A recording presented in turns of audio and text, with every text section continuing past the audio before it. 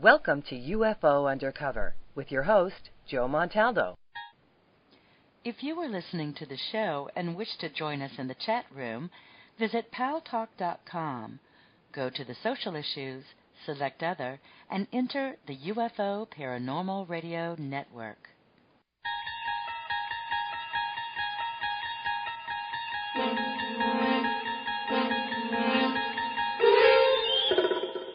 You're listening to UFO Undercover with your host, Joe-Montaldo, right here on the Paranormal Radio Network.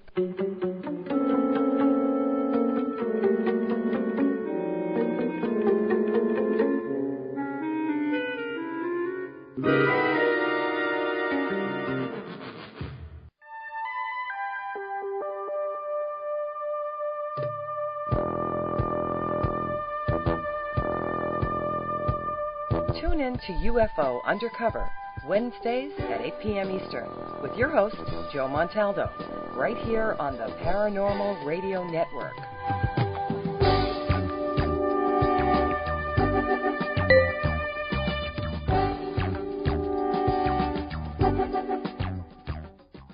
I had enough. Well, you drove out there into the middle of nowhere and had some sort of loud verbal display challenging ET in general out in the middle of nowhere? That's what I was doing. I actually had a pistol in my hand at the time. I was really ticked off. When I was having this fit, I was waving the gun in the air, okay, and I had this fit. And at this moment, I said, okay.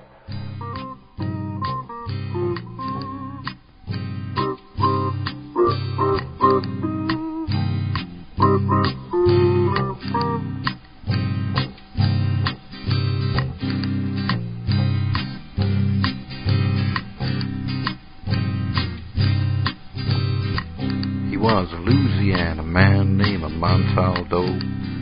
Folks around called him Six Gun Joe. Works with ICAR, don't you know? Investigating UFOs. Out for a drive with a gal one night, they stopped to check out the reporting site. When an alien lit right there on the ground, he commenced to throwing his weight around. Now, old Six Gun didn't take too kindly to that kind of thing, especially without Vaseline or anything like that, you know. Seriously. Well, Six Gun looked that critter right in the eye and said, "Any last wish before you die?" Yo, reached for his gun, quick as a twitch, and said, "Fill your claw, you son of a bitch." Now a legend spread across the land about this pistol-waving man. But if you're from space or from Earth below, you don't give no lip to Six Gun Joe.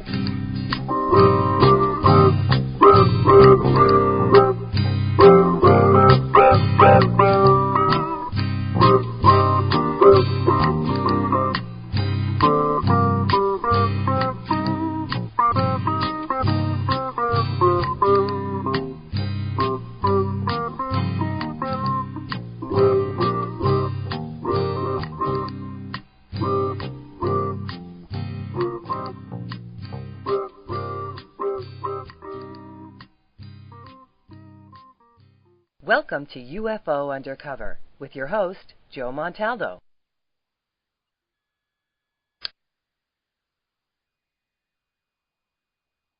Good evening, everyone, and welcome to another episode of the Joe-Montaldo Show, or the famously known UFO Undercover. I hope everybody's been having a great evening, great morning, great afternoon, wherever you are on our beautiful blue planet. I say it every week, guys. There's nowhere else I want to be on Wednesday night but right here. I've been doing this show now, well, in its incarnations from Wake Up USA to UFO Undercover to the Joe-Montaldo Show for almost 14 years. It's been around a long time, and it's a huge following. I love being here every week and talking to everybody. And frankly, I really love a lot of the feedback I get. What's funny, though, every now and then I'll notice that I guess someone will hear an old show from like 6, 7, 8 years ago, and then I'll be cruising through the blogs or something. I'll see them talking about it. I'm like, I'm like, well, this must be an old blog, and I'll look and it's from something like last week. And I mean, they're really having a really involved chat, and I'm thinking, damn, y'all should invite me. I'd love to come. But it is kind of funny to see it, and how many of the old archives stand up so well today, even with some of the crappy audio from back then. I mean, some of the audio when we were back still using actually real mixers and switches and telephone lines is not even near to the caliber it is today. So it was an interesting thing, and it can be challenging to listen to some of the old archives, but they're in demand, and they will. The reason I bring it up is they will be made available sometime in the next 60 days. We're going to open up the paid-for site actually just before Christmas. So anybody who wants to get any of the old archives, we're going to put 11,000 of them up. We're going to make 11,000 archives available at 99 cents an archive or $10 a month, whatever you want to do. We're going to put all 11,000 of those up. Of course, all these archives will be free like they always are. All archives will remain free for at least 1 year before they actually go into the paid archive, and probably more like 2 years. We have unlimited bandwidth and unlimited space on all the new archive servers now, so they may stay up a little bit longer. But regardless, they're up there now, and go listen to them. You can catch them on SoundCloud or PodGarden or Podbean. Any of those have them. You can also catch us on Podomatic or several of the other pod sites. Someone had wrote to me about TuneIn. Yes, I did check it with, and it is not working. I'm not sure why, but I will check on that. It's probably a Shoutcast issue because I believe TuneIn comes off of the Shoutcast feed, but I will check that over the weekend and let y'all know what's up with that. I know we have 7,000 followers just on TuneIn, so we want to make sure it follow us. We have 16,000 on Live 365 now. 281,000 on Ustream. So it's just interesting to see how each server has, different. And what's funny about this is the demographics are very strange in each service. Of course, there's none of like our Microsoft or any of the overseas or any of the main U.S. servers, but still they're all great servers. It's not like the dish servers either. Dish servers are much different in the audio quality. They're in 126 bits, so it's a whole different quality audio on those as well. But even this, in case y'all didn't know this, you can get us on ham radio, coast to coast. Actually, if what Bill was telling me the other day is true, you can get us on ham radio worldwide now. There's 11 ham operators around the world. They carry the station 24 hours a day, 7 days a week. Have been for quite some time now. Also, I know in Los Angeles, in Chicago, and somewhere else, Miami, 3 different businesses in each city use this as elevator music, or what did the guy call it? Well, I know. What did the guy call it? He called it, what do you call them? Little cubicle music is what it, cubicle, not he didn't even call it music, call it something else. Cubicle something. He said that he said since he started playing us daily, when the audio is good, he said, every now and then I got to turn it off because they get a bad audio. He said his production has gone up almost 70%. He said it's like they zone out when they're doing their work. It's like they're listening to whoever's talking and just zoning out on what they're doing. He said he loves it. It cracks me out too, by the way. I love when people write me stuff like that. That's the one in L.A. for who just sent me that Amazon, the Xerox building, so you can go down there and hear it for yourself. And remember, the Tennessee Christian Broadcast Network is an overlay of United Public Radio and UFO Paranormal. So when you turn on Christian Broadcast, I believe it's in Memphis, you will hear one of our beautiful, sweet mouths talking to you, and it won't be about God, mind you. So, well, it might be, but still, probably not what you want to hear. So there's a lot of ways to catch us nowadays. And as far as your phone, in the old days, we kept a direct dial-in phone line where you could use your telephone hard dial to listen to us. But with all the new Androids and stuff, you can get one of the apps, or frankly, and this is even easier. We have our own apps, by the way, but to be frank with you, every major carrier that carries this program has their own app. Even SoundCloud, iTunes, everybody has their own app. So, and yes, we are available on iTunes in 3 different venues. So we're really, really easy to find. We want everyone to enjoy the archives. We want people to do feedback. The calling number is 504-273-7379. So we always want people to participate, get involved. And my biggest bitch, do your own homework. Don't ask me to prove something when you can pick your own little butt up and get on the internet and find out for your little self. Besides, you'll learn more that way.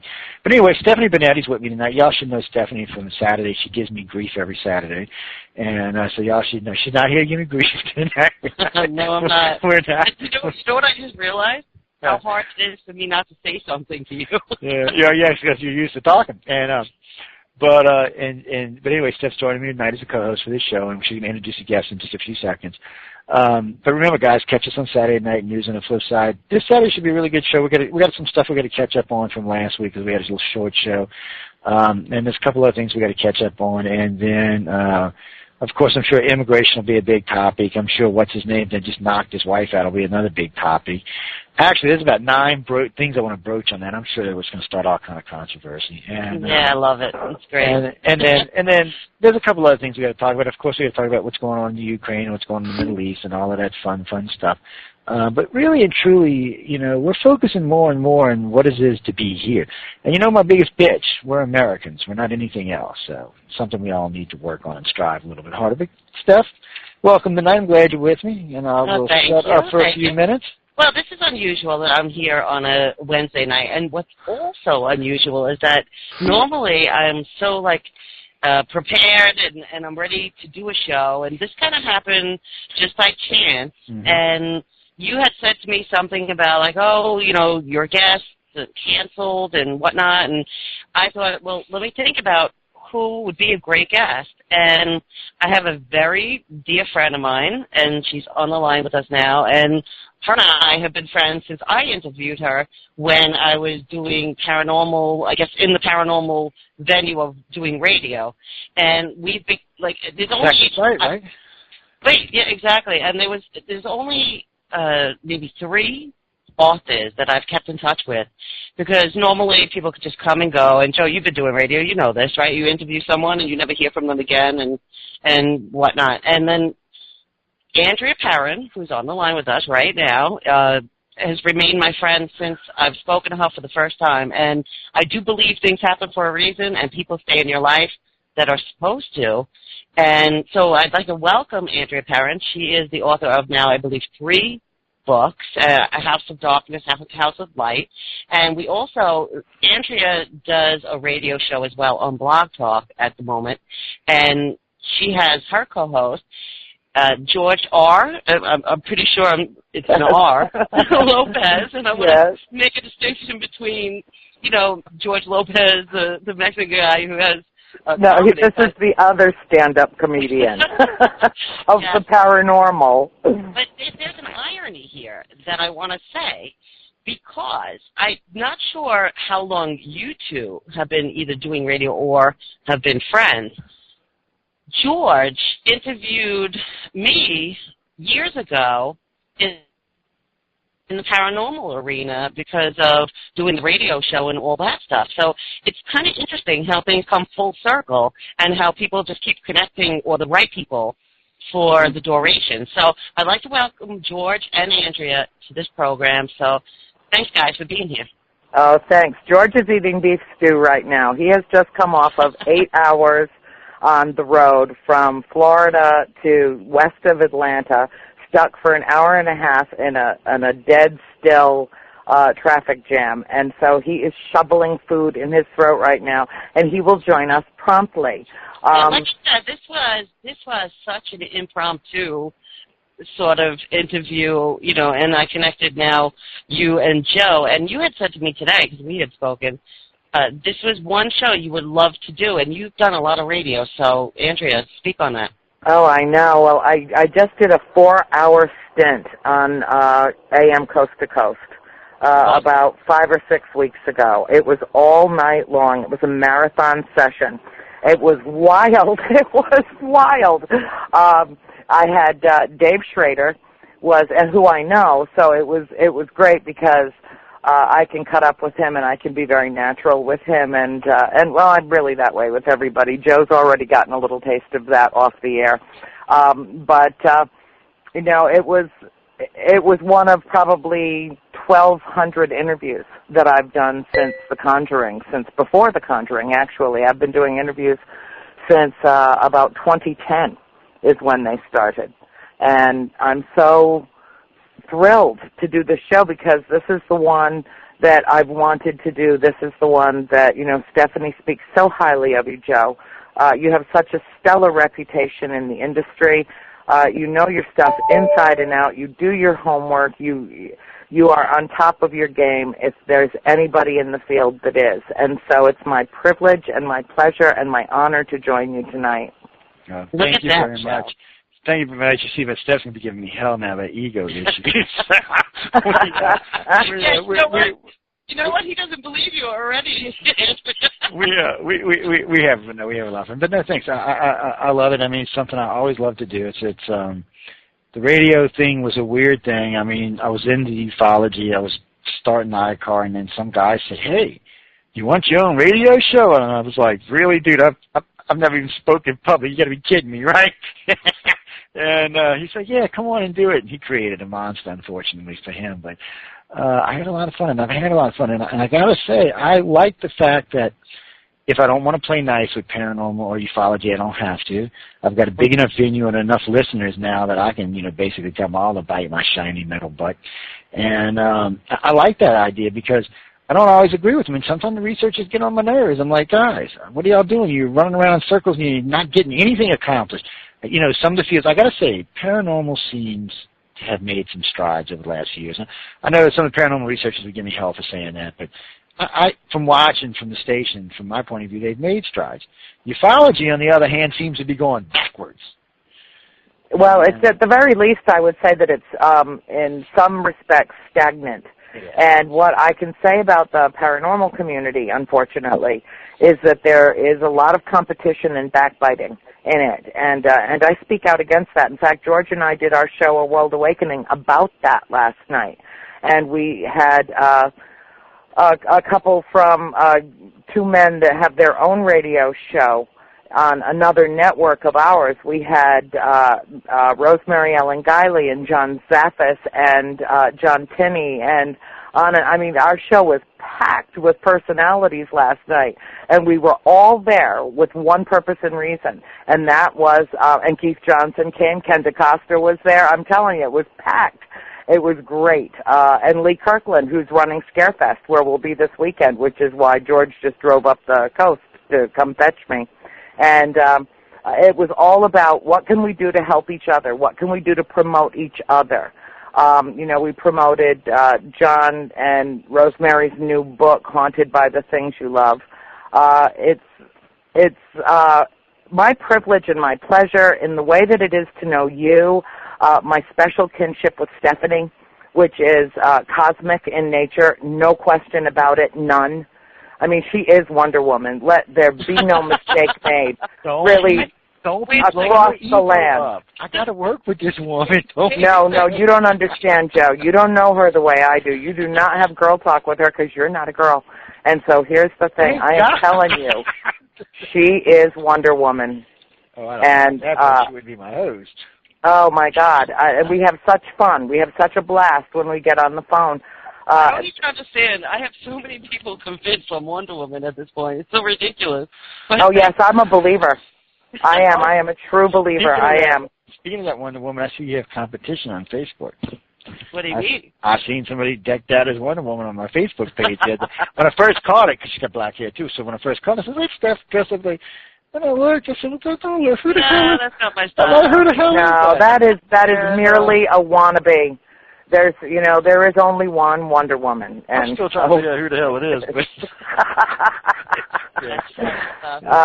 So this is a great opportunity for me to come on your show and, share what we're doing in the community, because what we're seeking out and what I'll have George speak to is some of the research that we've been doing that has been phenomenal in nature and for me has come full circle because, as you know, I lived as a youngster in a supremely haunted house. We didn't talk about it, share about it, anything about what happened to us in that farmhouse until 30 years after we left it.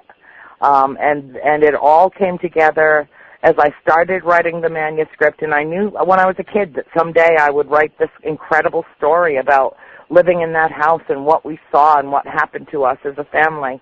But I didn't know when, and then a bell went off in my head in 2007, and it just so happened that the day that my book went live that was published, in other words, it was in the Library of Congress, it was published, was 7 years to the day that I began the project. And that's cosmic in nature. That's something more than consciousness. That's destiny. And so I have a very solidified belief system, but I never step in a church unless I'm going to a wedding or a funeral. I don't really need that. That's not where my mindset is. My mindset is in spirit. And I truly believe that when you've been touched by spirit, when it has made a difference in your life in one way or the other, or if it was just a benign experience, but it was still miraculous to you. If that's ever where my mindset is, my mindset is in spirit. Beyond this realm has reached out to you, it changes the way that you perceive everything. It changes the way you think about everything, how you feel about everything. And I think that it really deepens your connection with other human beings in the process. So that's really my point of view, my perspective from it. But George comes at it very scientifically.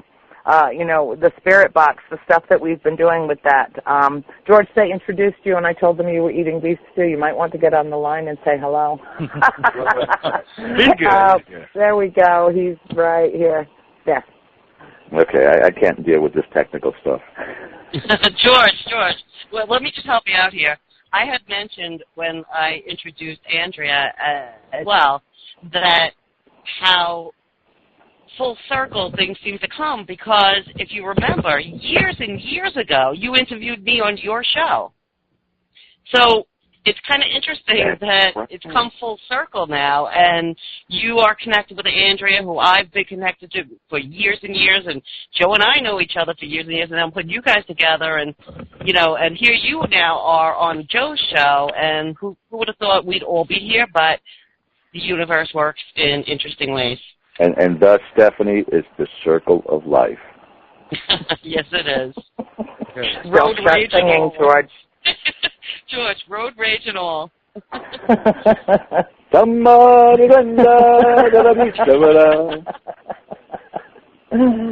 Oh, no. That's what 7 hours will do to an individual. But, that is quite miraculous. And it's, I would probably say about 6 years ago, Stephanie, that would be just a weird coincidence. As of late, particularly as of late, term we use a lot, cosmic forces, things that are happening around us that really do not beg explanation. It just seems to all fit together. And this is just one of those pieces of the pie as well, that everything has been pre-planned, predestined. And here we are talking again in the circumstance of, friends or people that knew each other as far as acquaintances were concerned, but never knew how close and how much they knew each other. And we wound up in this circumstance here. And in regards to some of the collaborations that Andrea and I are doing now, those same cosmic forces are unfolding. And it's amazing. It makes you be much more aware in this field that there is something out there that is either guiding or directing everybody to where the destination needs to be. I agree. It's very odd. I mean, it was a one-chance thing that I was even on your program as a guest, and like I said, and then you being here, and Andrea, she's no surprise. We'll be together forever. Yeah, and I'm not surprised by any of it. Not any of it. Well, you should be. The universe is a very interesting. I got to say, I've always said this since I got involved with all of this 30 years ago. It's a fact. No one meets me by accident. It took me a while to realize it, and a couple of good psychic friends beat me in the head with it for a while, but they were right. They don't. No one meets me by accident, especially if you're associated with any kind of abduction phenomena along those lines. It's almost like it's a direction that you're being pushed in. I meet people the weirdest. It's like the first Coast to Coast interview. This is what happened. I come in one night, this is the truth. I come in one night, I was gambling at the casino, right? Had really a weird experience. We stopped at this place, we had this really weird experience. So I'm on the air talking about it. I just popped on, got on the chat room, started talking about it. And while I was there, there was about 100 people, and I said, man, I wish I could get on Coast to Coast and say something. Now, this was 13, 14 years ago. 4 days later, I get a call from Lisa Lyon. Would you like to do Coast to Coast? Oh, yeah, I know her. Yeah, and if you've been on, you know Lisa, and yeah, she's great. And gosh, I hate that I just plugged her name. Everybody's going to know she's call now. Anyway, no, y'all just ignore that. But anyway, ignore that. Yeah. Yeah. She called me and asked me if I'd like to come on, and I said yeah. And she said, "Can you do it Wednesday night? From midnight to 4 a.m." I'm like, damn, because I was already doing a 3-hour show Wednesday night. I was doing my show. I was like, yeah, okay, I think I can do 7 hours in one night. So I did, and we did all the old UFO cases. That's what they brought me on for now. I was running the largest abduction organization in the world, and they brought me on to talk about UFO cases, which I am very qualified for. I have the pedigree for it to say, but it's just funny that's what they chose. And then the second time they invited me on was with Melinda Leslie to talk about military abductions. The third time I was in D.C., I got to do it in studio, which I loved, by the way. In studio with George. George is a whole different person when he's in studio, I got to tell y'all. He's not like he's at conferences or when he's on the radio. He's just a whole different person. I was quite surprised. Quite pleasantly surprised, I'll say it like that. And the last time was on a Wednesday night again after one of my shows. I think they got it in for me some nights. But I have been on 4 times, and I've enjoyed being on, and it's a blast. And I know you on just recently. And I got to tell you something, Andrew. The fact that they gave you 4 hours says something about you. Okay? It says that I can talk and talk and talk. And all I did... That's just bull BS, because George don't like, or any of the hosts, any of the co-hosts over there don't like to do 4 hours of BS. They want to be... I'm going to tell you what he told me. He says, I like to be entertained when I'm doing my show. He said, because a lot of times, a lot of times you're furnishing the questions. So it's kind of like a stacked interview. So he said, I don't take furnished questions at all from any host. I never have, and I never will. No, we don't. That's the thing I like. I know you don't, and I'm so glad that you didn't even make that offer, because you lose all the spontaneity completely if you... I can't tell you how many publishers actually send me a list with the book. I'm like, really? And I'll actually, I'm really polite. I'll write back and say, do I have to stick by this? And if they write me back and say yes, I'll say, well, thank you. I'm not interested in the interview. And because for me, and a lot of times the questions are only legit questions I'm probably going to ask anyway, or will get asked or brought up by the guests, because a lot of times all the guests have their own agendas. So a lot of times they'll get brought up. It's just when they tell you they don't want you going outside of those parameters, because I like to get to know people, unfortunately. Well, but there's also something more to that, Joe, that there's some kind of, natural reaction that people get from just listening to you just be real and things come up naturally, as opposed to let me question number one, let me ask you this. I mean, Andrea, Joe and I do a show every Saturday night. We never know what's going to happen, what we're going to say, how we're going to be. That's insanity. That's insanity. It's a great show, too. No, but being able to improvise and be natural, it is well received by the people listening, because they say, okay, you know what? They're being real right now. They're not let me just prepare this and speak like this. We're just, you never know. And we have good days, we have bad days, but we're still here. Well, that's the thing that people really enjoy, I think, is the spontaneity. George and I do that, too. Don't you think we keep it pretty fresh? I would say fresh, yes. But you really got to be like, I've interviewed Rosemary a couple of times. She's a fun interview, especially if you start asking her some squirmy questions, because I like that she squirms. And matter of fact, when I did it, I got her on video at an interview I did in D.C. with her. I was asking her, and she always asks questions nobody asks. Quit. I was like, I had a lot of fun with her there. But see, Travis Walton, first time I interviewed him, he was just stunned. The first 5 questions out of my mouth he had never heard before. And then the last 20 minutes of the show, I was talking to him about, did you ever think, Travis, that this wasn't an accident, that they knew your ass was there and they were coming for you, buddy?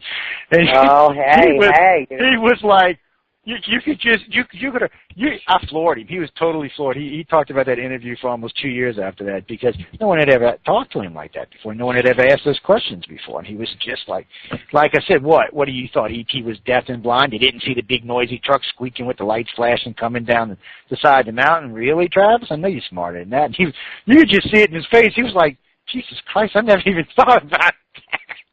Well, let me do this, because I'm new to this field, and I'm really enjoying playing interviewer. So what I would like to do, since we're getting to know each other, Mr. Montaldo, is ask you when your first perception of extraterrestrials occurred? Roughly at what age, if you recall? And if this has been a lifelong proclivity, if this is something that you have always felt drawn to, always wondered about, read about, studied about, watched films about, if this is something that came to you later in life or as a youngster? Well, it came to me as a youngster. Really didn't know what it was till later in life. It would be a more appropriate way, because I remember like my little invisible friend, or at least he was invisible to everybody else, but stuff like this, the little 3-foot grays that walk you around, take you from place to place in the ships. It was always there, and my mom used to tell me, I used to talk about my little bug-eyed friend all the time. But it wasn't until I was in probably my mid-20s, late 20s, I had met some abductees. What had happened, I'd met these ladies. They were really brilliant, really intelligent, making buku money, had big dollar careers, had big families, had a lot at stake, and they were telling me they were being abducted by aliens, and I was sitting there going, you've got to be frickin' crazy. I said, there is no way, and for the life of me, I couldn't figure out why they would want to lie about this. I was like, it just doesn't make any sense. Why would you put your career and your livelihood on the line over this just absolute BS? And, of course, the more I talked to them, the more I understood about it, the more I realized they weren't actually lying. Whether it was aliens or not, there was something physically going on in these people's lives. And it was after a couple of years of just hardcore research that I was doing a regression session with a lady.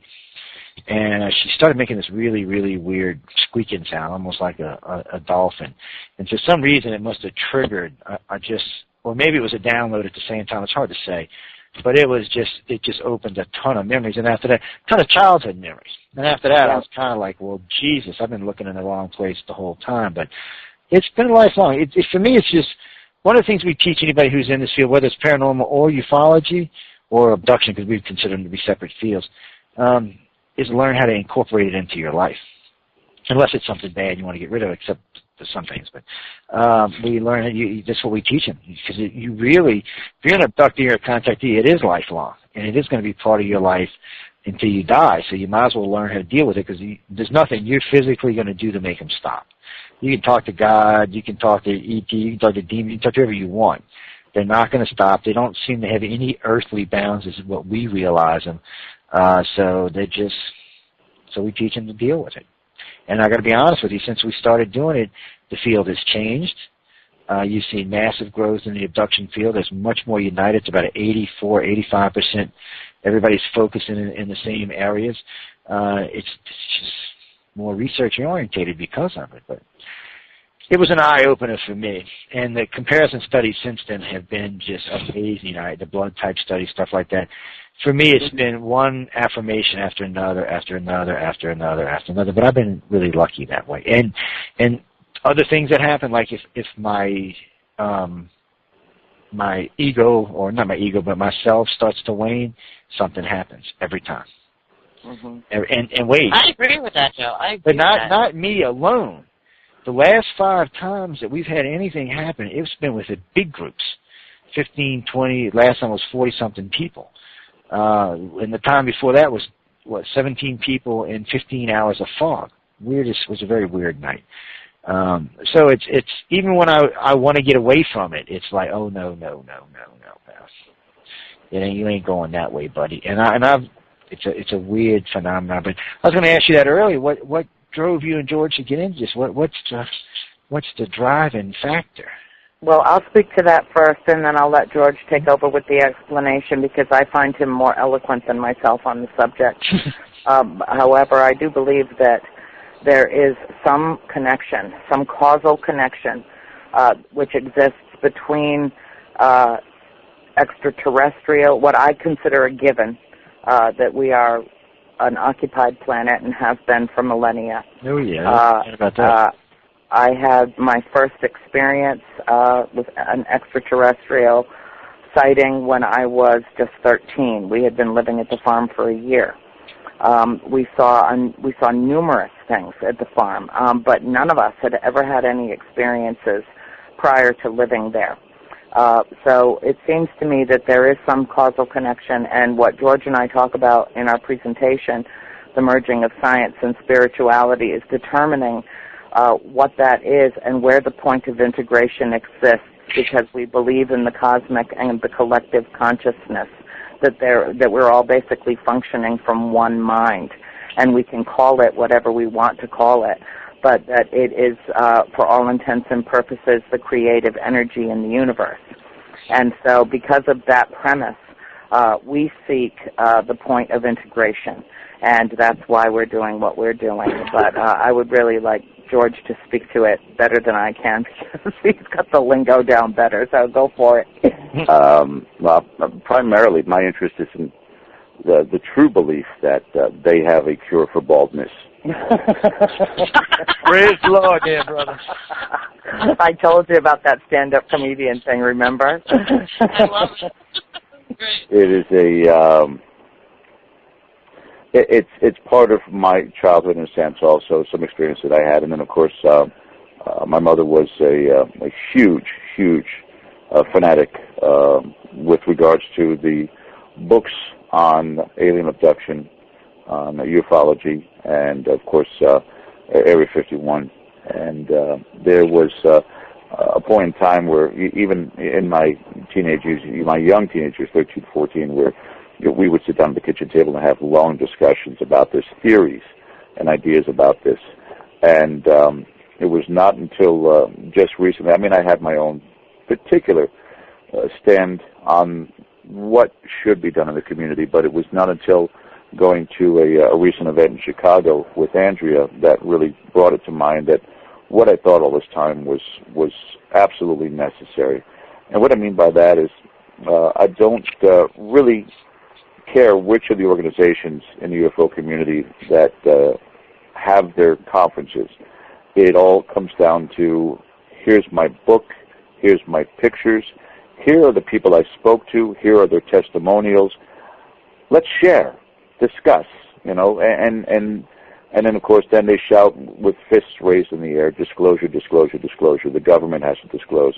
And I don't want to really run around too much in this discussion about my theories on government and government conspiracies, because it's far too long of a concept, and I don't think people want to hear it. Here's the basic thought that I just said to some of the people that were at this particular event that have been on our show with us. But I put them in a corner, if you will, and just simply said, instead of doing this disclosure thing or sitting there and sharing stories and your evidence, your photographic evidence and such, I think the route to go is similar to what we do in the spirit phenomena field. Yes, we do conventions and we get together, such as Andrea and I go to Scarefest this weekend.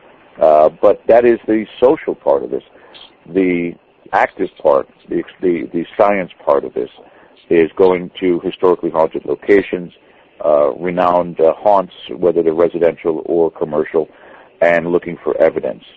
And this is what I think needs to be done more so with the UFO communities. They need to get the top minds, anywhere from 8, 10, 12 people at a time, and hit the hot spots across the country, across the globe, whatever their budget will allow. And at that time frame that it seems to be most consistent, if there are visitations that go on quarterly, semi-annually, that they're in that area during that time with the expectation for minimally contact, for the absolute abundance of evidence they want to be welcome on board. Not abducted, because you're only abducted if you're being kidnapped. If you're willfully doing so to become on board, they bring you on board. But at least from that point, we have people in that community that are in contact directly with these aliens and asking those questions. Why is there not disclosure? Because if you guys wanted to disclose, regardless of what the government says, you have much more sophistication, much more technology, and much more capability to just come out and let us know that you're here. Why have you not done so? How can we help to get that word out there? And that's the critical point in this field that I believe that we are at and need to get to rapidly, because we're getting old. Yeah. We are definitely getting old. It's funny because we talk about that a lot. I've been to a lot of conferences, a lot of rallies. I don't go to many anymore, though, because I kind of be honest, I kind of find them boring these days. But it's a ghost story, Joe. You know that as well as I do. It's ghost stories. Oh, it is, and it's pretty much buying my book and scratching my butt, and which is fine. I mean, I don't want to take away from anything. There's a lot of good books out there, but frankly, guys, I know everybody in the field personally now for quite some time, and I've been to a lot of conferences. For me, it's like a rehash of everything. There's just not enough new data to warrant attending a conference every year. I got to be honest with y'all about that. And for some reason, ufology is scared of the abduction researchers, with the exception of maybe 2. They're kind of scared of them.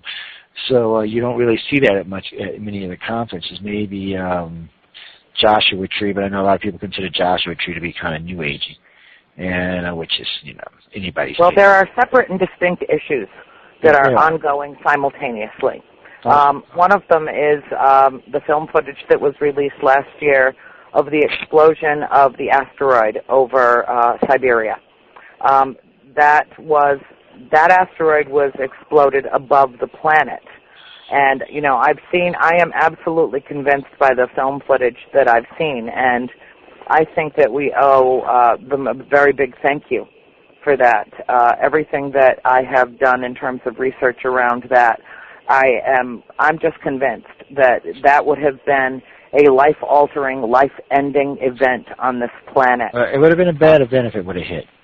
Yeah, it really would have. May I interject here? Because there's something I need to say. And I know I'm a co-host right now, right, Joe?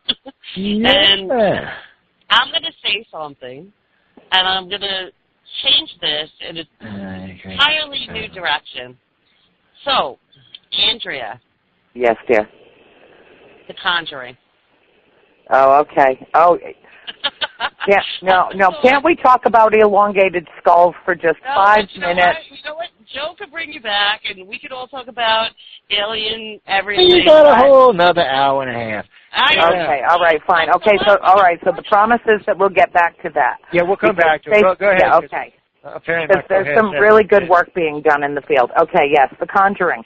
The Conjuring was a very interesting, extremely creative, wonderfully, masterfully produced film that was almost entirely fiction.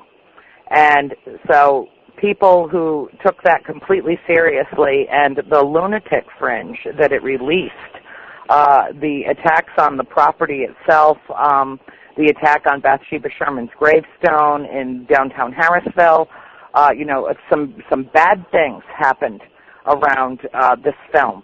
Some bad things happened on the set when my family went to visit the set. Honey, you should put your cigarette out on the, okay. To the listeners, all right? Andrea Parent's story is The Conjuring. So anyone who knows that movie and knows this, and what she's going to put to light is what's bullshit and what's real. And I love that about this woman. So that being said, please continue. Okay, first and foremost, my mother would never, ever in a billion years do anything to hurt any of her children, ever. I don't care what kind of condition she was in. I don't care what. Second of all, the main premise of the film is that, and the thing that they got so right was that love conquers evil, and that good conquers, fear conquers love and good conquers evil, and that's the main point of the film. But unfortunately, Bathsheba Sherman was blamed for all kinds of activity and things that she did nothing. She was not anywhere in recorded history a bona fide witch. She did not practice witchcraft. She had a baby that died in her care. She was exonerated from that. It wasn't even a charge because it never went to trial. There was an inquest, and she basically walked away scot-free in terms of furthering that, but in the court of public opinion, she was tried and convicted and spent a miserable life. She was born in 1812 and died in 1885. The spirit that was attacking my mother spoke a Middle English. That she was not included in the film. There isn't a single scene in the film that's from the books. But I'm glad about that, because that leaves the door wide open for there to be further exploration of the books and film, as long as it's done authentically. And without disclosing too much, I can tell you that there is a great deal of discussion going on about that right now. So I'm excited about it because it got our story out there in a way that I don't believe anything else could have. It had a dramatic impact. People walked away at least knowing that the Parent family had an extreme haunting in the 70s in Harrisville, Rhode Island. They got the bare facts, the bare minimum from it. But Ed and Lorraine Warren, this film is based on their case files. I provided material to the producers. They had so much to work with that they cherry-picked and decided in trying to get a PG-13 rating that they didn't get anyway, that they were going to create a third story. And it came off looking like the Warrens had come to our home and had solved all of our problems and our dilemmas were over and everything was over. And we all lived happily ever after, but they never moved in with us. My mother never sought them out. She did not know who they were. Keith Johnson referred them to us after an experience that he had at the house. He was the first investigator that was on the scene, and we don't know how he showed up either. It was, again, I think, cosmic forces. I think that something sent us to that house, to live at that house. And I don't know why, I don't know why. I wish that I could answer that, but I cannot. In the interim, I will tell you that there were some things about the film, even though there were some glaring discrepancies in the film, there were also some strange oddities about it. Remember, Steph, you and I talked about this during one of our coffee talk mornings, and it was so strange. In fact, George has even photographed it here at the house. I have a folk art white cat drawing that was given to me when we lived at the farm by my mother's friend Fran, and that was used in the film. But they had no idea that I owned that or that it was hanging in my bedroom. The set designers had no idea that the same wind chimes that Mackenzie Foy goes running through the house with my sister Cindy, playing my sister Cindy, was actually carrying a pair or a set of wind chimes that were virtually identical to the ones that we had, that we hung on our front porch. I mean, it goes on and on and on. I never wrote in the books about our dog dying as soon as we moved to the house. I never did. It was just too painful, and I didn't want the books to be morose, considering they start with the death of a dog, so I didn't even put it in there, and that's how they began the film. It was one thing after another, the same wallpaper out of thousands of prints of wallpaper that they could have chosen from to put in the house. They chose the one that was in our house, and they had never seen any inside photographs of the place. So on and so forth. So those are like little omens and kisses from God, I think. And I'm grateful to Warner Brothers and to New Line Cinema for doing the film justice in the respect of what they were working with, with the screenplay that they were working with.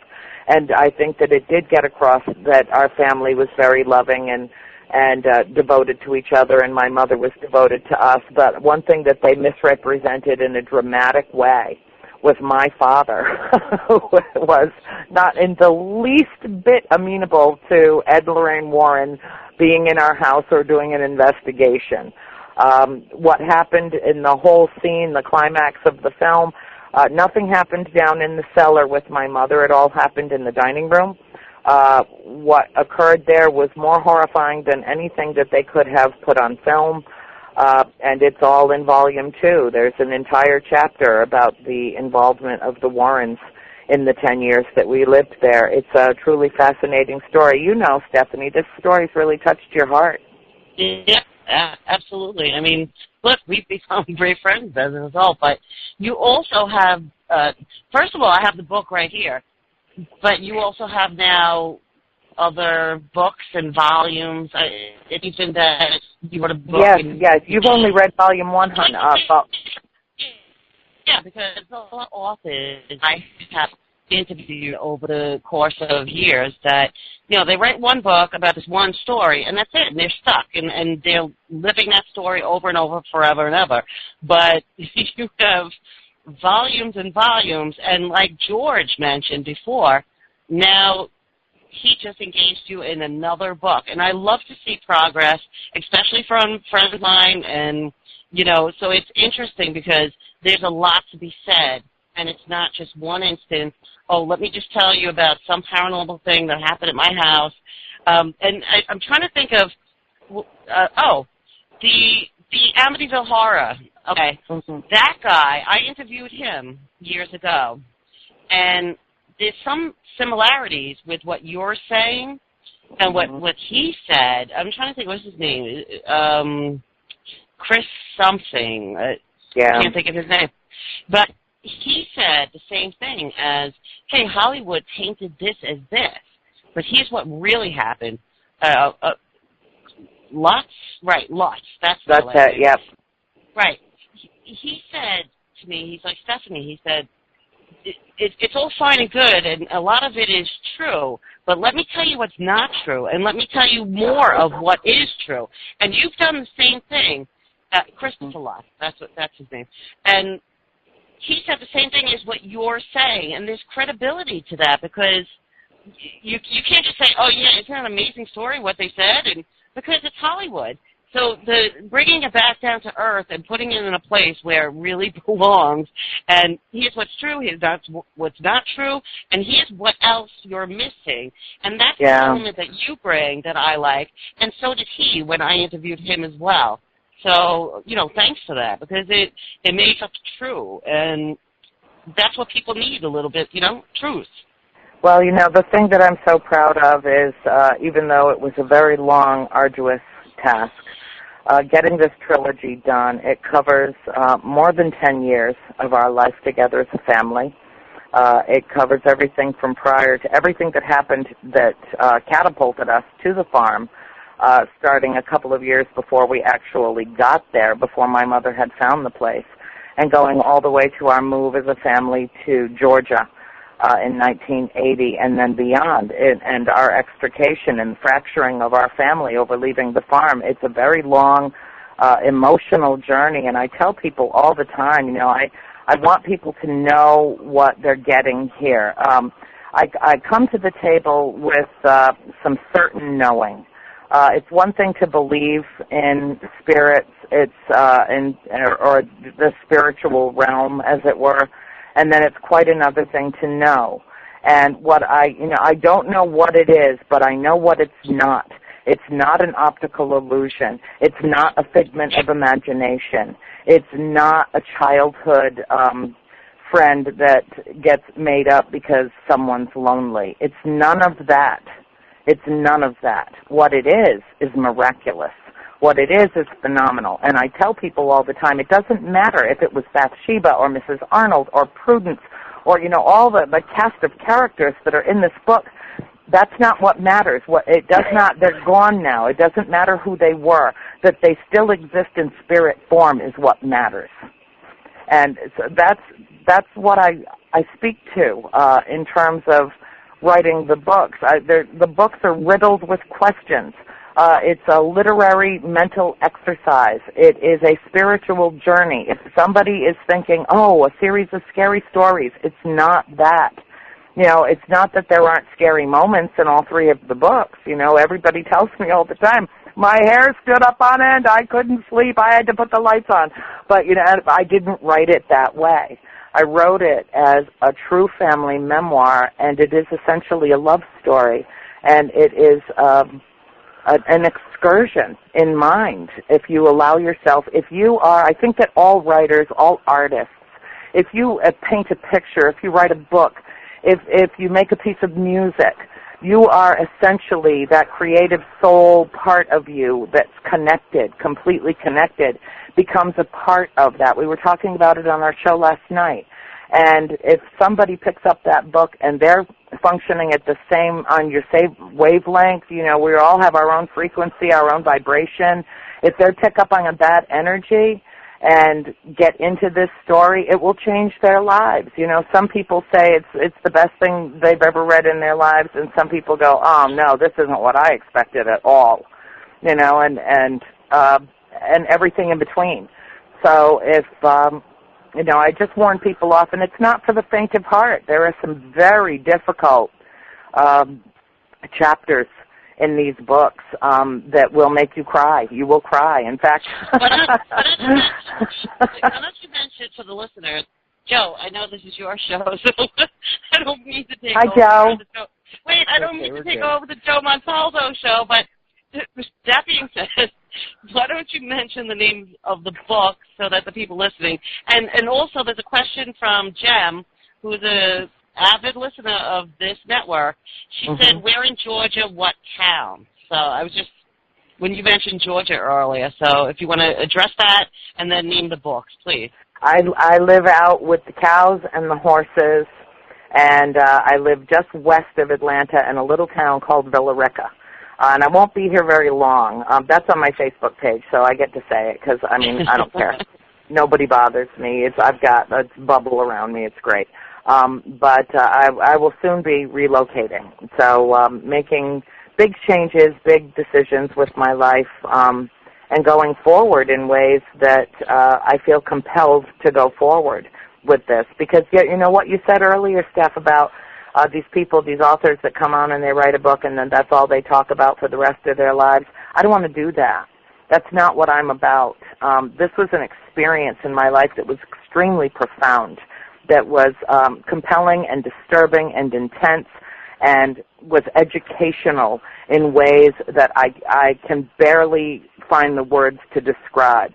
And if that's what I had to write this story for, to get this story out into the world, for there to be a film about it, for people to know about it in a way that they'd not ever known about it before, then that was worth it, because that's the foundation on which I will build the message that I impart. That's why George and I do a show. A World Awakening is about waking the world up to so many things that are ongoing that need to be addressed if we are going to leave a better planet for those that are left behind. And the only way to do that is to address the big issues. Now, I can't think of a bigger issue than the existence of extraterrestrial life, but I can't think of a bigger issue in the same realm, and I consider it. I know Joe thinks they're separate and distinct, but I consider it the same realm. I think that we will, through quantum physics, through science, through mathematics, and through spiritual endeavor, we will understand at some point that there is complete integration and everything is interrelated with everything else.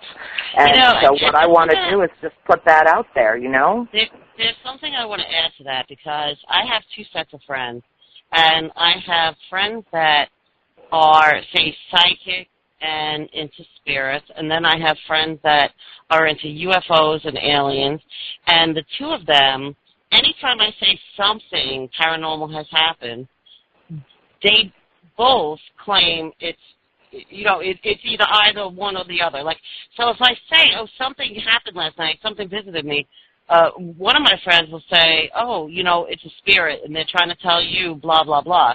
And then I'll speak to someone else on the, say, alien side, and they'll say, oh, no, it's the aliens, and, this, that, and the other thing.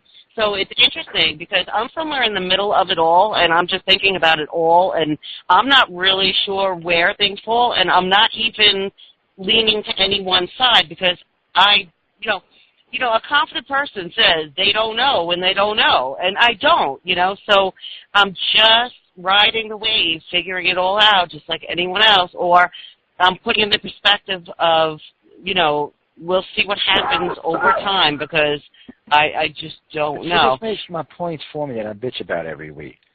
All of this stuff, and see, actually, Andrea, I agree with a lot of what you said. I think all of this, everything's interconnected and interwoven underneath. The problem is on top, it's not.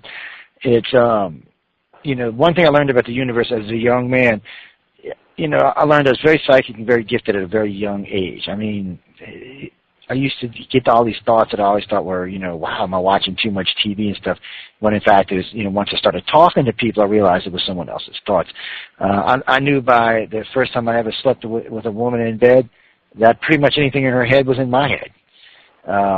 So I understood this at probably a much younger age, and I was very lucky. I grew up in a very psychic family that was very intuitive. They were tarot readers. They were also very Catholic too. Don't ask me how the two work together, but they work together quite harmoniously somehow or another. That's amazing.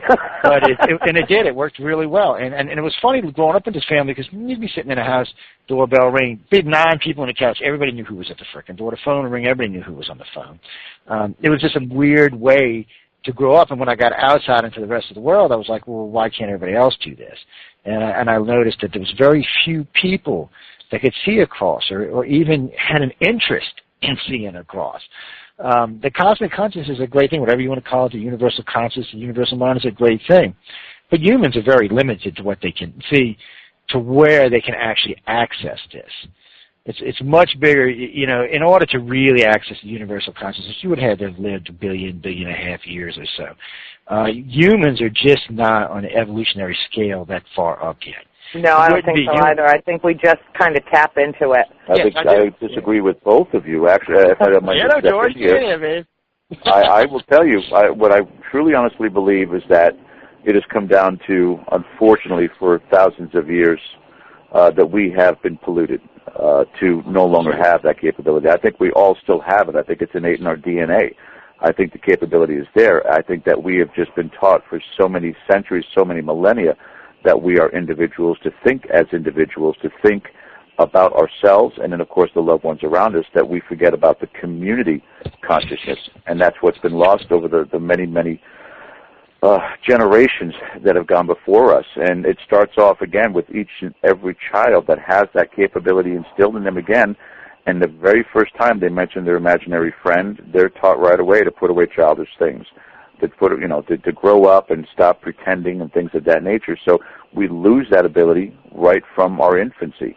And it's a shame of the matter, because I think that there are some out there, once it's embraced, if they have parents who are intellectual enough to understand that there is potential there beyond the aspect of imagination, that they could help that child to develop those skills, and in a positive nature, not just a sense of seeing dead people, so to speak, people that are showing themselves in the most horrific way to a 4 or 5-year-old, but getting them to understand what it is that they're doing and how they're communicating.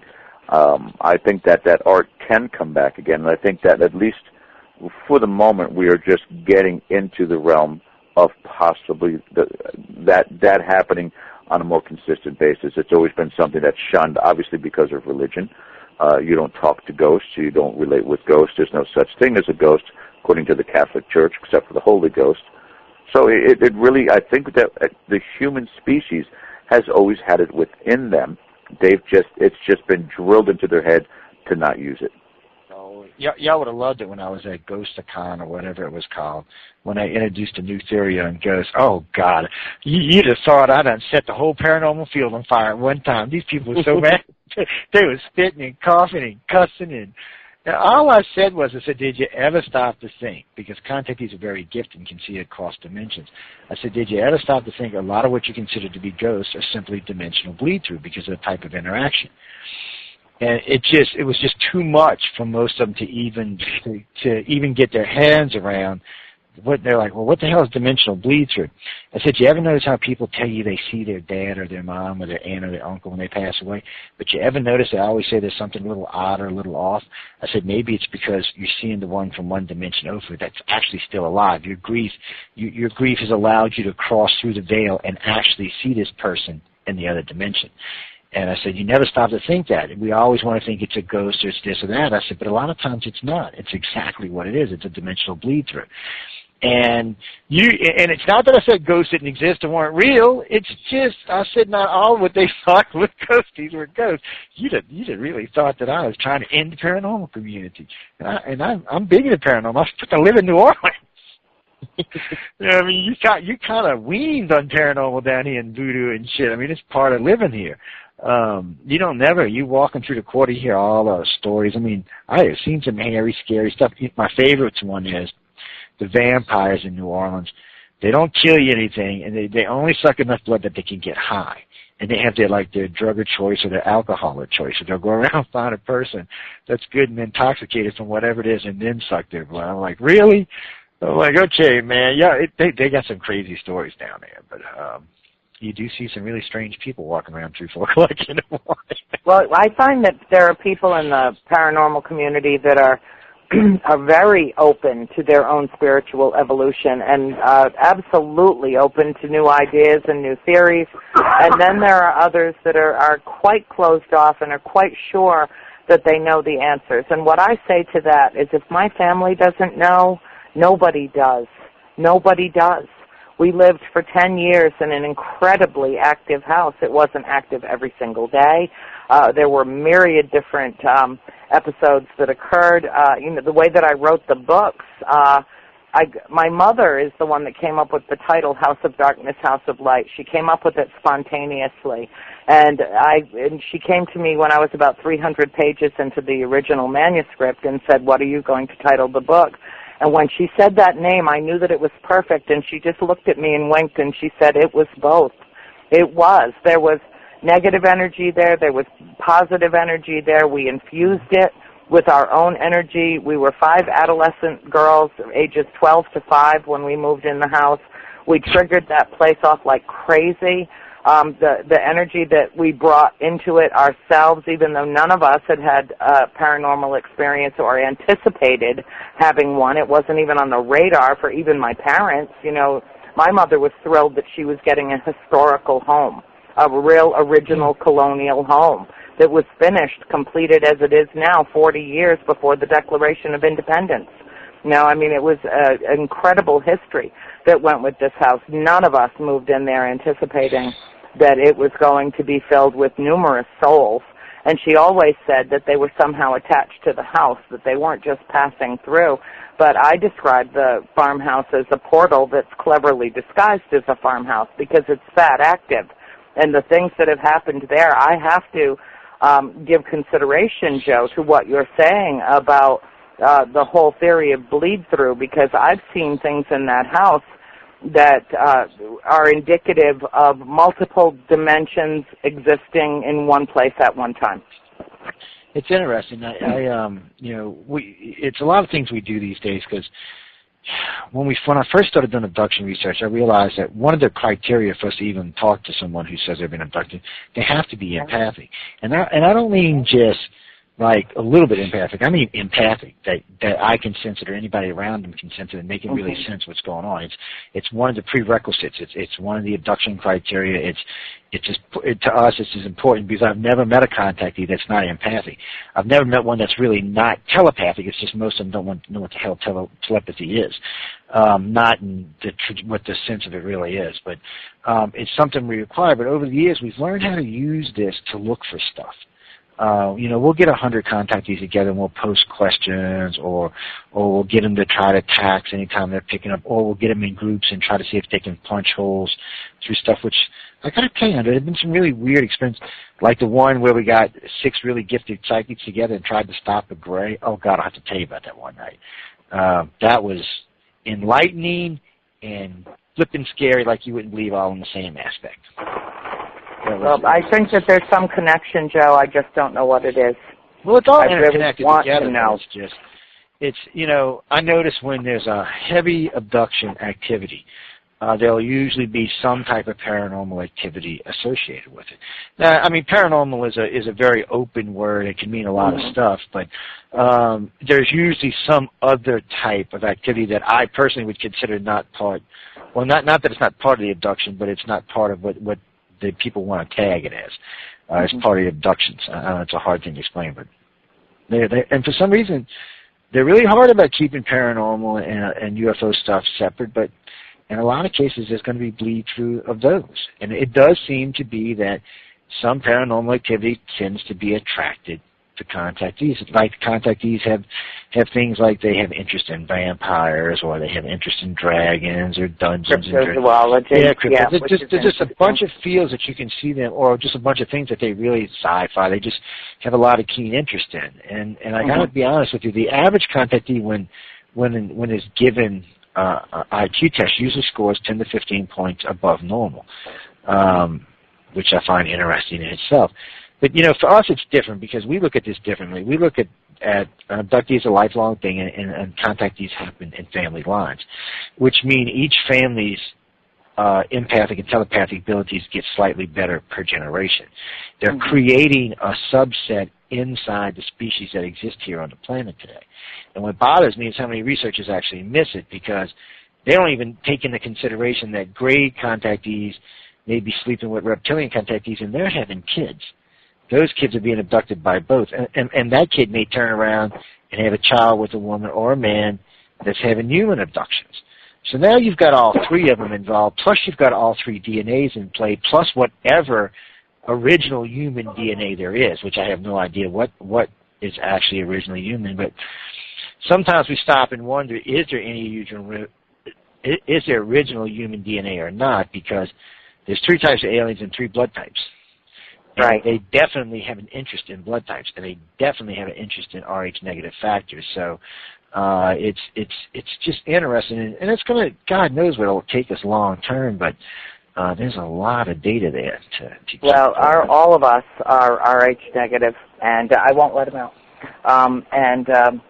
You know, I have to ask myself about that. I've done a lot of research on it personally, and I know some people that have done even more advanced research. Yeah. Well, we got with a blood specialist, and his work, as a matter of fact, is on the old archive site. We put all of that up, and then we're up to, I believe, 9,000 abductees now that have participated in a blood type study, and it is 68% Rh negative. And out of the 68% Rh negative, 55% is O negative. Yeah, so that's a me. That's me as well. But it's a very, very strange subset, and it's there, and it's quite easy to find now.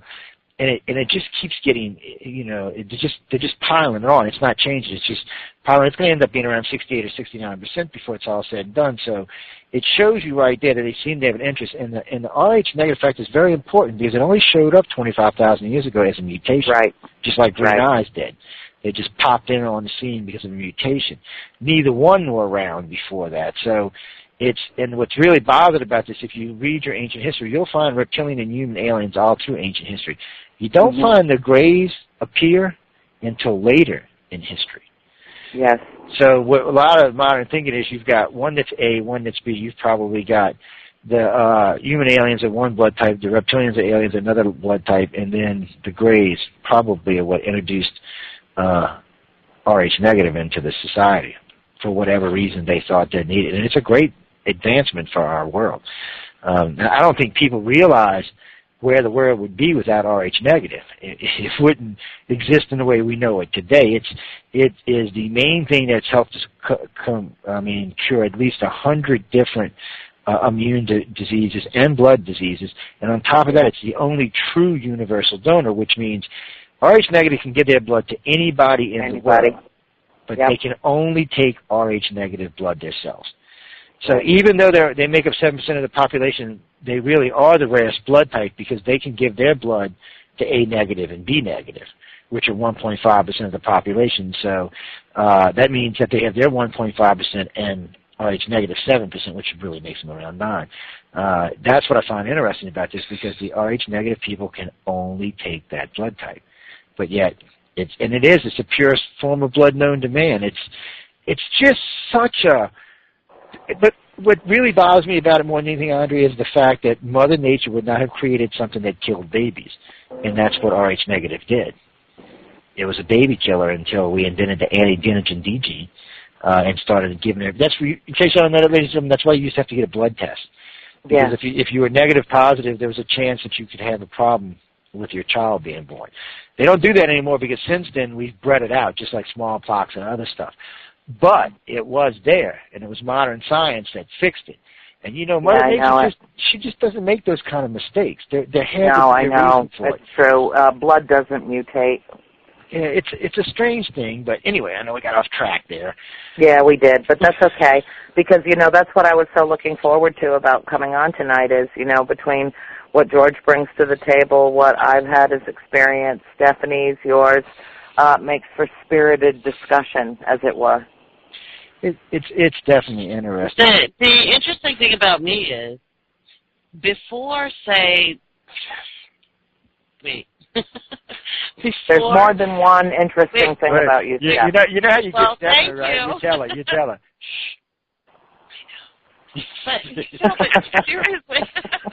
Seriously, I love this. This is a great show. Before, say, 5-6 years ago, the paranormal, any of this stuff, was never in my life. It was never even a thought. And it wasn't that I didn't believe in it. I just never thought of it. I was just doing, I was doing a lot of traveling, I was doing a lot of working, and I was focused on so many other things, and I never even was somebody who read a horoscope or believed in anything metaphysical or thought of it. It was not part of my life whatsoever. And it's interesting that I find myself here now and knowing what I know, and why I'm saying this is because all these people that say, "Oh, I believe this," or I've been living not living it, but wanting it, because those people kind of fabricate their experiences and all this kind of stuff. I don't do that because it wasn't really part of anything, and I'm looking at everything objectively. And when something happens, I look at it with logic and reason, because that's who I am, and that's the life that I've always lived and still live, So it's like anytime I'm listening to a show or whatever, and Joe, it could be your show, it could be your guest, it could be on the radio, whatever, I can actually tell if someone's bullshitting or not, because I'm not sitting on a side that says... Is that like gaydar? Bullshit dar? Yeah. You had to go there, Joe. No, wait, I mean, okay, that's a bad example. I apologize. Bad example. I will leave bad example. We got really bad example.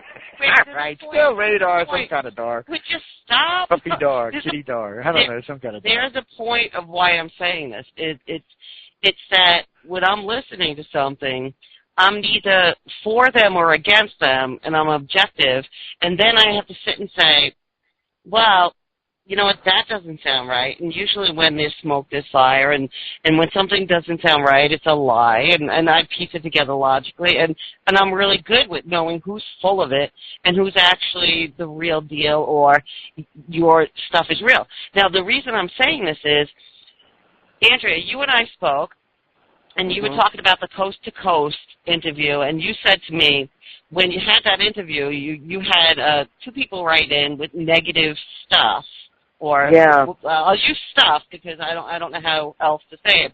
However, one of which was that the person said, "Oh, you sounded too poised and polished, and like almost like you were rehearsing." And what I had said to you in response to that comment, and I was actually driving home from work tonight when we were speaking, and I said to you, it's funny because you can't do something right for everyone, because there'll be someone who goes, "Oh, she sounds unsure," or "Oh, she sounds too confident," or "Oh, this or that."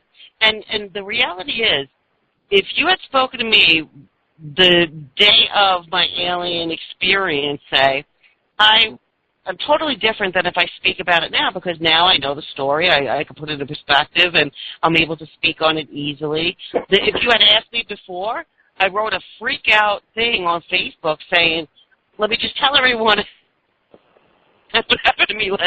And it sounded jittery and unsure, but if you ask me about that very experience right now, I could put it where it belongs in the space. And I wanted to credit you for that negative, like I say, negative response from coast to coast, because really, all right, so you know what, House of Darkness, House of Light, you've been on a lot of radio shows, you're a radio host, so can you speak well on it? Yeah, of course you can, so.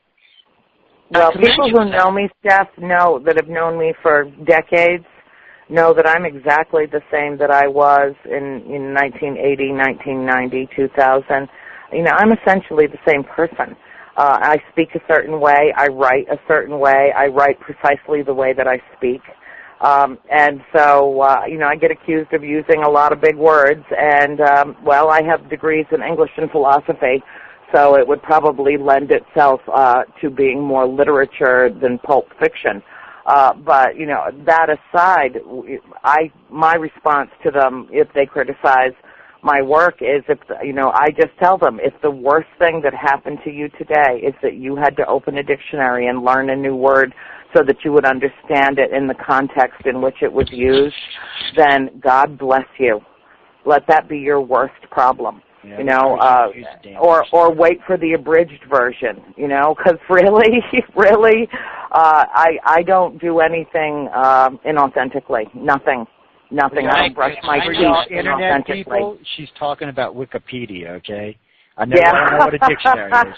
So you Internet people, she's talking about Wikipedia, okay? But, Steph got that right away, and the reason that Steph called me after her incidents was because she needed somebody who would understand and who was not going to judge her and was just going to listen to her relay her experience and let her process it. I don't mean to speak of you in the third person, but, it is the telling of your story. Let me say something in terms of that. And this, I swear on my dogs, which it means the world to me, or I'm telling the truth, but I had so many people write to me. Be quiet, Joe. I had so many people write to me, and several that listened to this network, also because they heard me on Jeff Pritchett's show, if you remember. Remember you and I were on? Okay. So, I invited you, or I connected you and Jeff Pritchett, and you went on Church of Mavis, and I was on that as well, and I spoke of this. There were people from this network that wrote me. They inboxed me on Facebook saying, you know what? I completely believe you, because I've been listening to you for years and years and years, like on this network, and it's not like you're someone who's just going to make up some BS just to get attention or whatever. Like, I wouldn't even be good at it. Like, Joe, you know this. I wouldn't even be good at it if I No, tried. I know it. Well, people look at our story and they're like, there's no way anybody could make this up. There's just no way. And it's really written as a conglomeration of stories from every single person in the family. Both of my parents, my 4 sisters, everybody contributed mightily to the writing of this in terms of extensive interviews that I did with each one. I did a great deal of cross-referencing and analysis to make sure that if 5 of us had the event happen, that, we all had it right. And when it came right down to it, I had one thing wrong in the whole trilogy. I had to change one season from an event that happened in the fall, and I had it listed as happening in the spring. And that was the only thing that I had to change. Everybody was completely consistent because, here's the thing. When something this dramatic and this compelling happens to you in your life, it is seared into your memory for eternity. It can be triggered by just a certain smell of something in the air. It can be triggered by a stiff breeze that passes through you. It's a permanent part of who you are. Stephanie, are you ever for a moment going to forget the experiences that you had that you called me about? No, and here's the thing. I understand the whole journal thing that everyone says, write a journal. I don't really need to. I could tell you February 14th, it was a Friday night. That's not why you write a journal, Stephanie. You write a journal so you know what's going to happen. I understand, but I have it all in bad girl. No.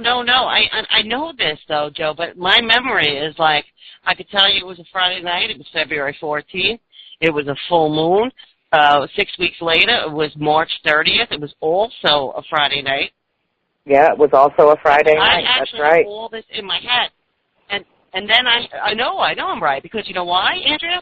Because the next night, you were coming on Jeff Pritchett's show, and I said to myself, I'm going to bed early because I have 6 hours of Saturday night radio, because I had 4 hours with Joe with News on the Flip Side. I had 2 hours with you and Jeff.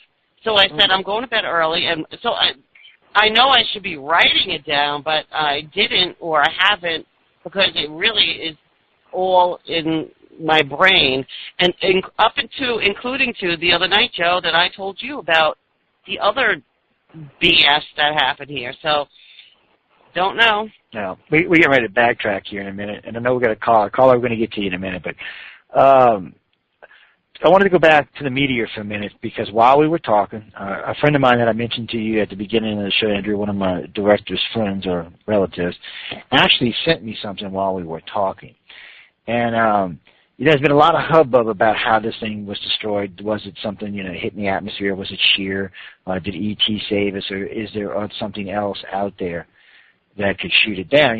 Just recently, Boeing had released one of its new drone killers, one of its new it just shoots down missiles, basically. It's a 60-kilowatt laser that's on a 500-horsepower truck that drives around and shoots down missiles. They're going to put a bunch of them in the country. But what's interesting about this is, while I was talking to you, there's a 360-kilowatt and a terawatt version of it. That's probably enough.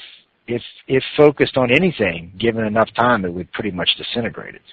And I'm just kind of curious to what y'all think about it because, we've been developing these technologies for a while. I just didn't think we really had anything quite strong enough to take this down. But they said this was only the size of, a school bus or a whale, which, don't get me wrong, ladies and gentlemen, it's big. If that hits the Earth, it's a big mess. I didn't mean to play it down any.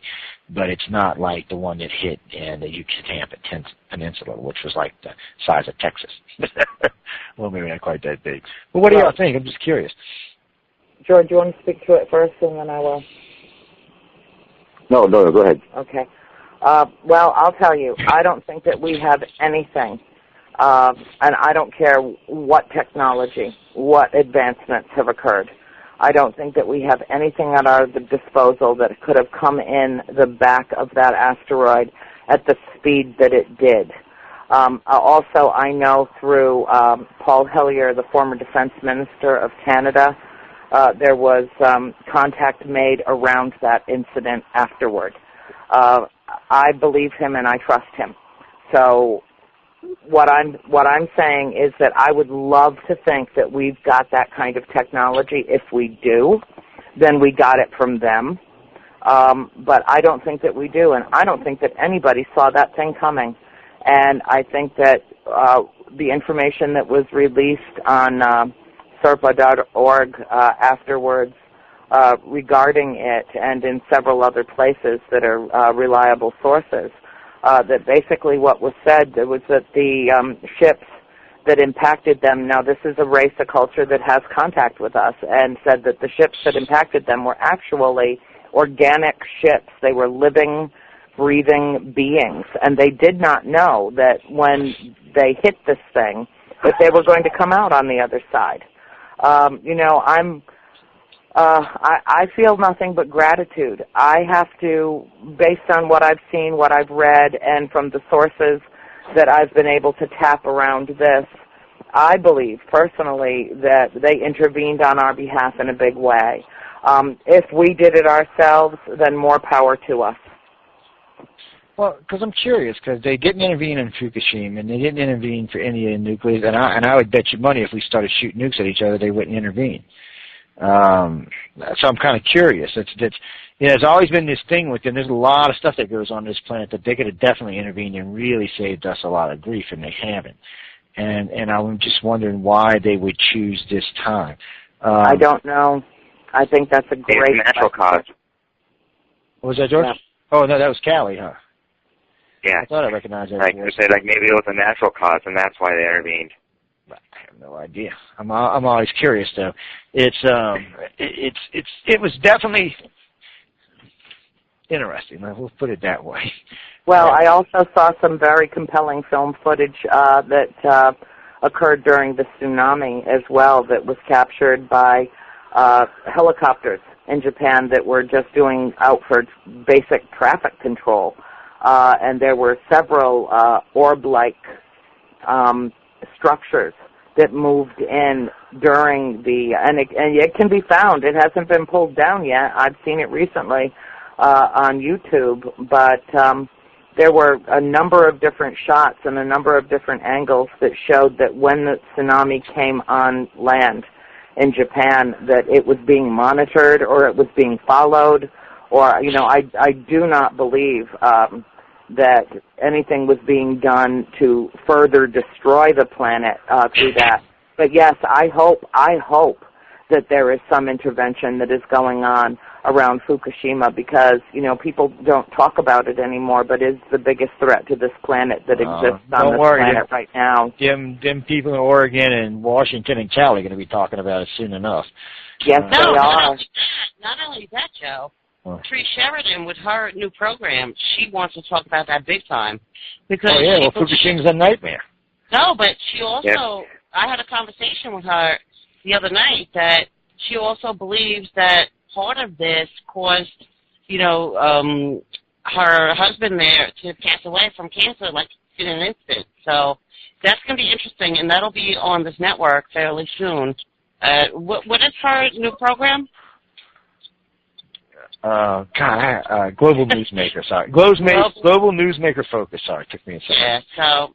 You couldn't remember the name of your new show, Joe? I got to remember the new name of my new show. It's kind of her Joe old doesn't show. even know the name of his own show. No. Her old show was. Hey, you should write it down on a Post-it note and put it on the corner of your computer. It's not that. Her old show was called The Global Focus, so it's like it's almost just. I've been saying it for so long that that's what wants to come out. So it's a matter of training myself to say the new title. So yeah. It's. I'm sorry to put you on the spot. But well, no, it just took a second for it to register in my head. I didn't want no, you're not, Stephanie. No, you're not. Sorry. But Teresa's going to have a good show. It'll be kind of a current, a world affairs show, probably more or less what it's going to be. But and she'll be following us, Andrea, on After News on the Flip Side. So yes, she will. Oh, very cool. Which would be good because Teresa is a good and close dear friend of mine and very liberal, so it'll help her. It'll be a good place. For her to be after us, and it'll kind of balance out the Saturday. Unless we bring on somebody like Rush Limbaugh or something, then we can all have a big party. Oh, God, would I love to take him apart. He's I got on his show a couple times. I called in the show a couple of times. They actually hung up on me once. Well, I would consider that not an insult, but one time he was saying compliment. Something I was like, I had to call in. This is why they hung up, by the way. I called in to say, wow, you actually said something that I actually agree with, and I heard click. I wasn't even being rude. It was just, I'm sorry, it just caught me off guard. And I was surprised that I called in and got in right away. You never get in on them shows right away. You usually got to sit in the queue for 30 minutes before you get anybody to even talk to you. And then they want to come on and ask you what you're going to ask. They're like, what you going to ask? I said, well, I could be lying to you. I said, I'll tell you this and then ask this when I get on. The guy's like, well, man, brother. Yeah, but you're sadistic, Joe. Hey, it makes them think, though. It makes them think about it. You know who I used to call into back in the day? I used to call into the Tom Snyder show. I loved talking to him. I got through 3 times.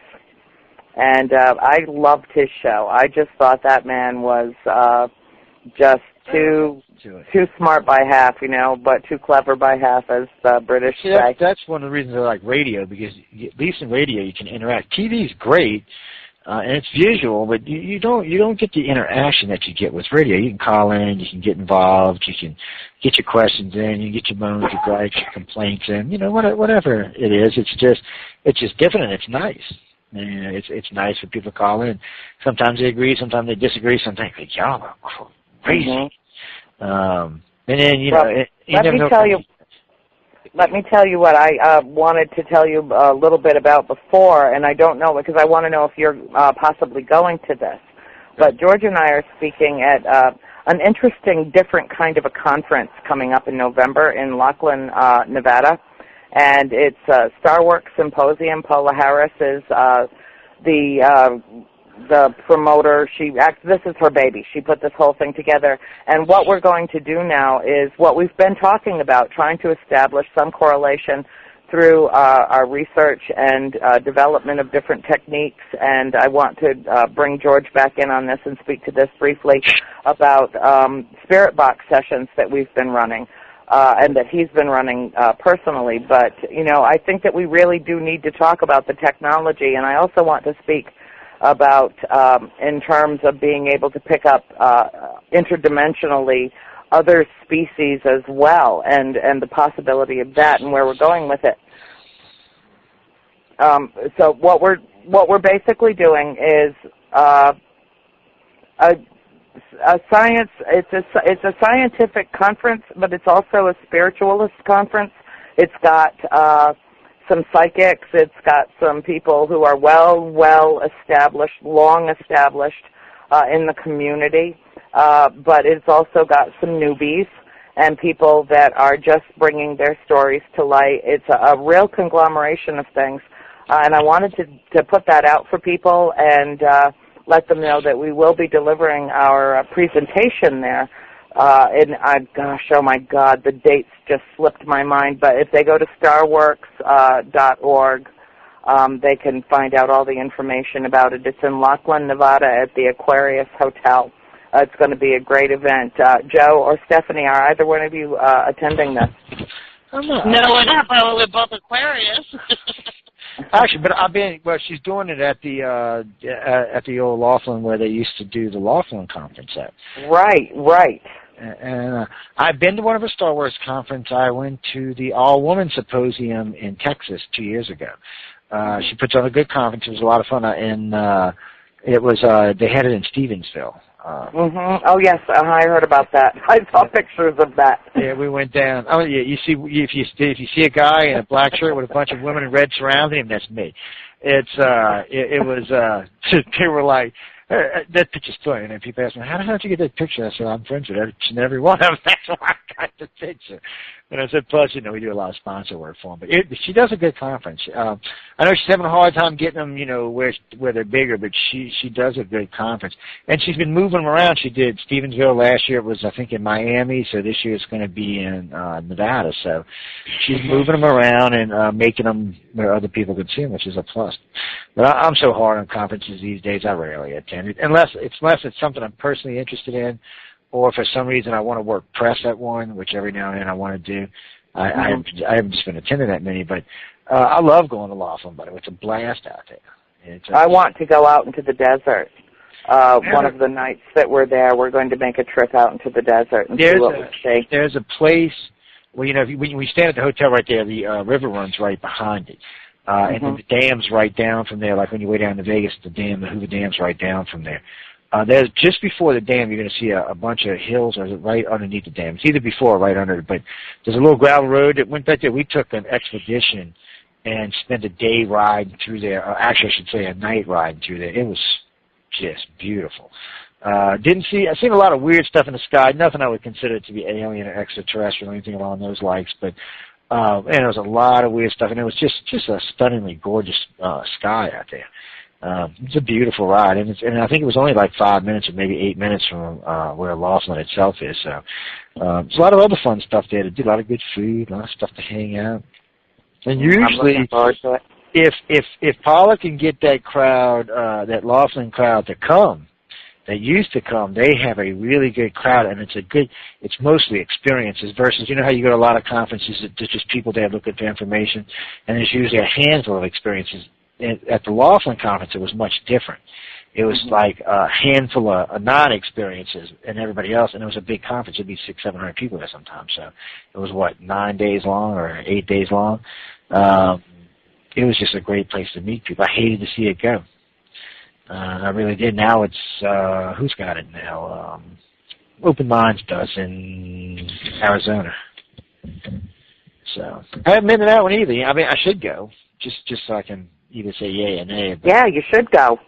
Yeah, I should. When is it going to be? In what time of year? It's in November. With the new.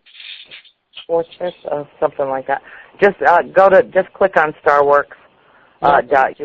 USA.org, and it'll give you all the information. Everything's posted there for it, and I'll put it out on my YouTube page again too, and on all my Facebook pages. Because it's I really did like Laughlin. I've been there 3 times, and I enjoyed it. I always had a good time. Vegas is fun too, but Vegas is expensive. Well, Vegas is under about 18 inches of fast rushing water right now. It's in a lot of trouble. They're having terrible floods yesterday and today. Terrible. But last time I was there, in all fairness, I attended Laughlin's conference. I spent about $10,000 at the conference, and I couldn't believe I did that. And me and Linda went down and spent 4 days in Vegas after that. Lost like $6,000 at the casino.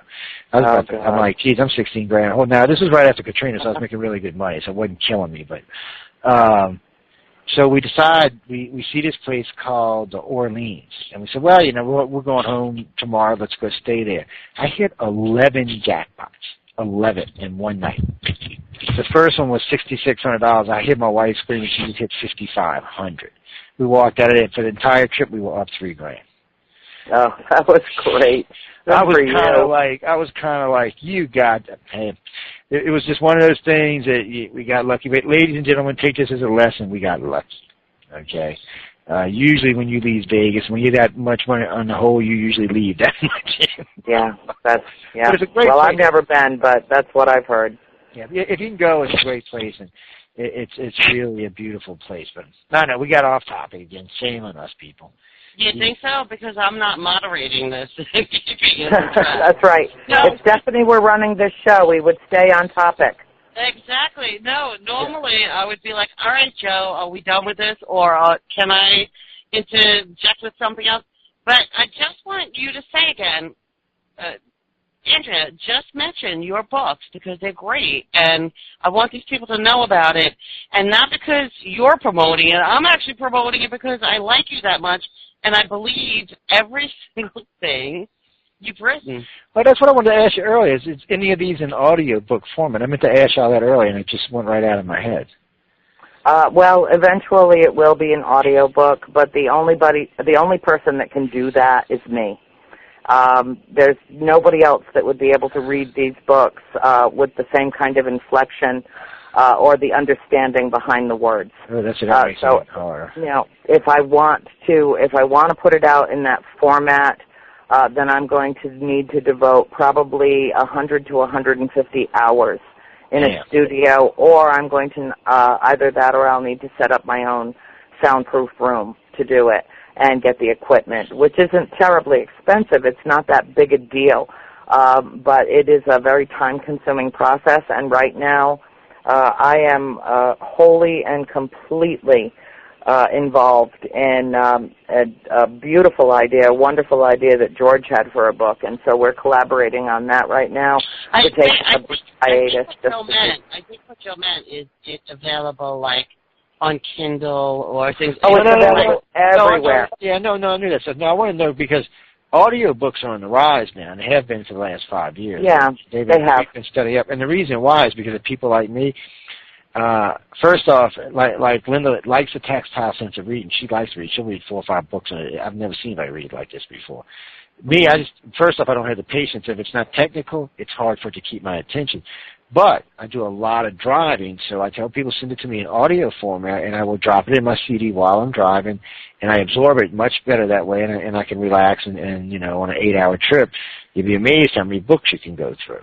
And it's just a good way for people like me to do it. And since the country's becoming so much more fast-paced, a lot more people are doing it. A lot of my friends now are doing it. A lot of people have heard me talk about it, and they're like, really? I'm like, yeah, you just throw the CD in and go. Now, people, I will tell you this. You can take any book and turn it into voice, okay? You have to get it as an e-book. But you can turn it into voice, but I'm telling you, you're not going to like it. Even the soft, what they call a soft lady's voice, will make you just cringe after about 15 minutes. Yeah, no, there's only one way for me to do this, and I don't do anything half-assed, nothing. I don't blame it. It's where it should be. You know, it's got to be right, and it's got to be something that I'm proud to put out into the world. So I will make that happen. That will happen.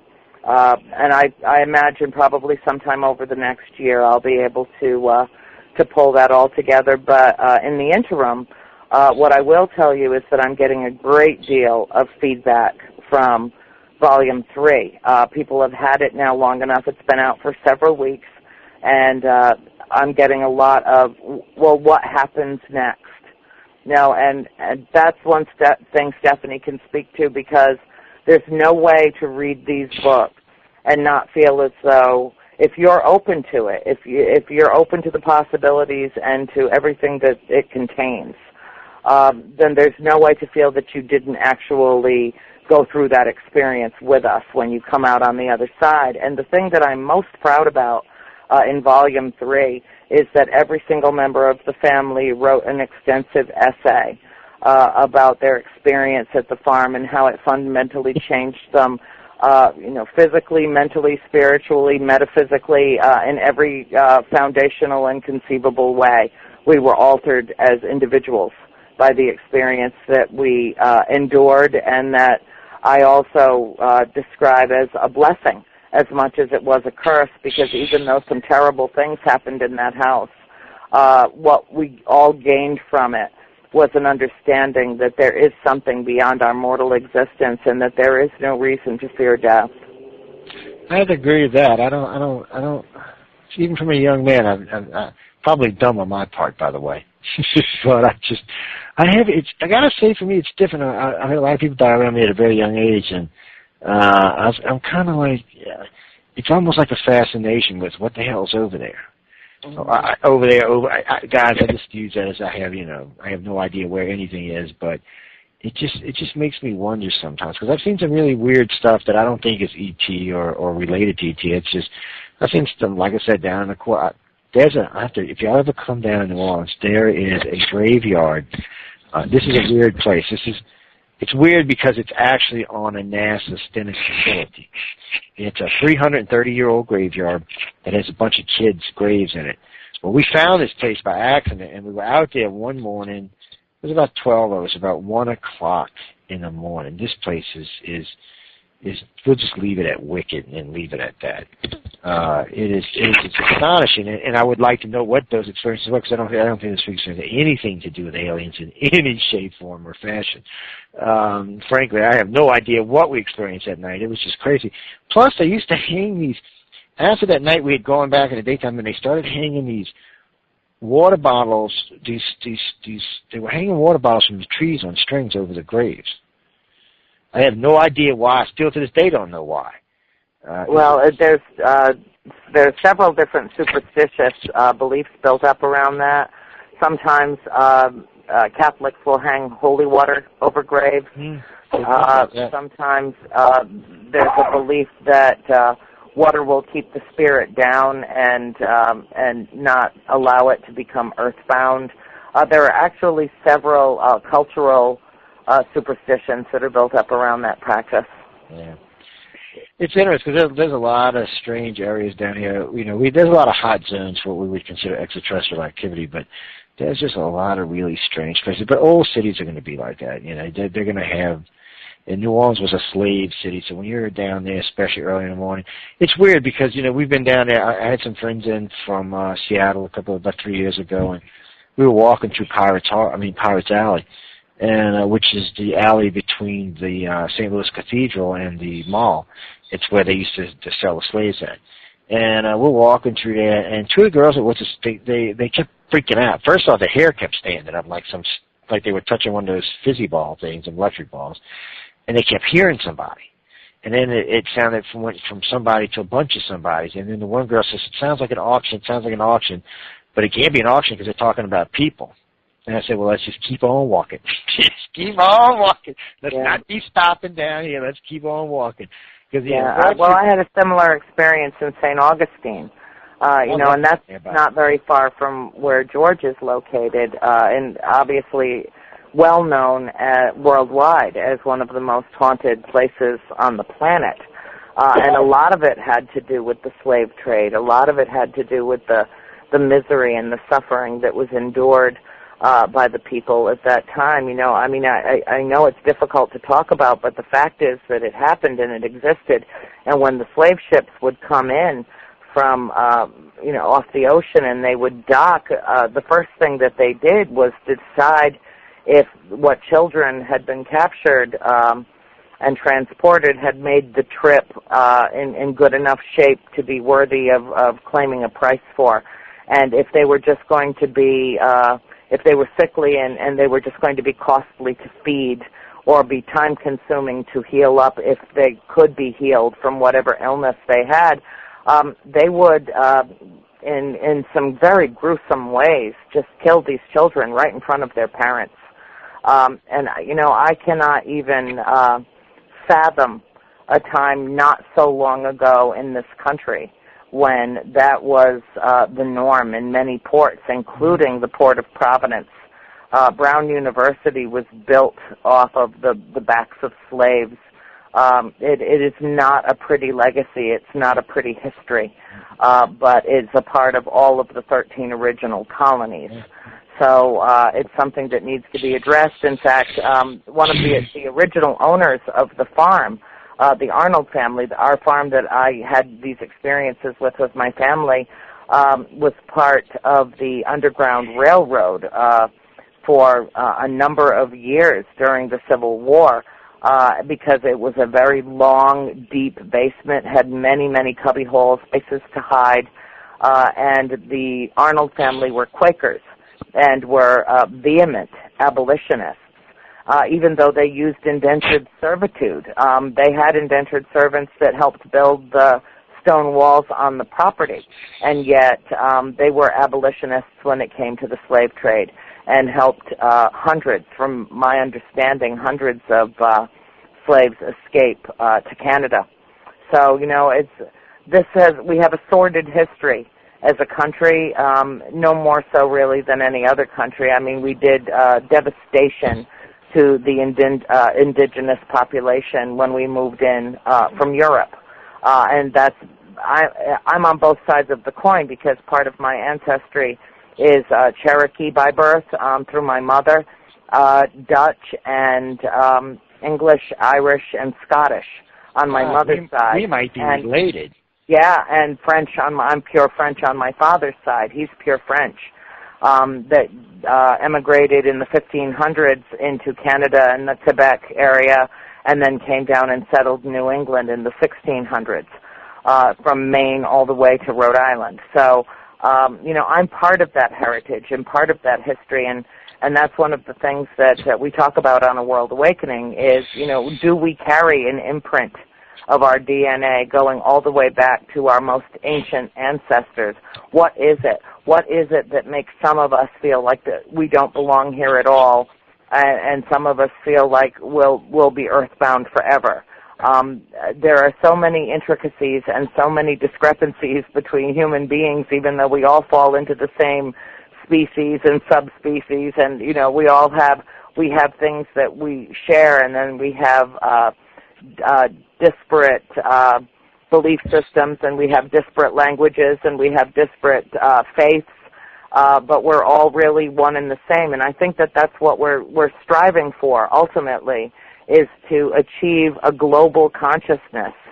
You know, just a point of view where we're all in this together, and that the great prophets that have come to the earth, by whatever means, we could do an entire show just on that. We could just call Billy Myers. Wait a second. We could just call Billy Myers. He said he was all 8 of them or 10 of them, how many ever he was. But wait, before we go there, wait, hold on a second. I don't want to forget this, so hold on a second. George, you still around? He is. You in Florida, man? Are you in Florida? He's right here. He lives in Florida? I live just around Daytona Beach. Okay, listen. On my website, on iCar1.com, there's a picture taken. I don't know if you know where Blunt Island is. It's south of Jacksonville. It's actually south of St. Augustine a little ways. We were down there a few years back. We went on a little expedition, and we were in Jacksonville, and we drove down to St. Augustine and hung out for a day or two because I just wanted to see the narrow streets and the oldest city in the United States and so on and so forth. On that trip, we passed this place called Blunt Island. There's a power plant there. There's an Aegis cruiser base there, and there's a deep water channel there. So anytime we get around places where there's national parks or deep water channels or big bases like that, we take a lot of pictures. Well, we took a picture of this Blunt Island power plant.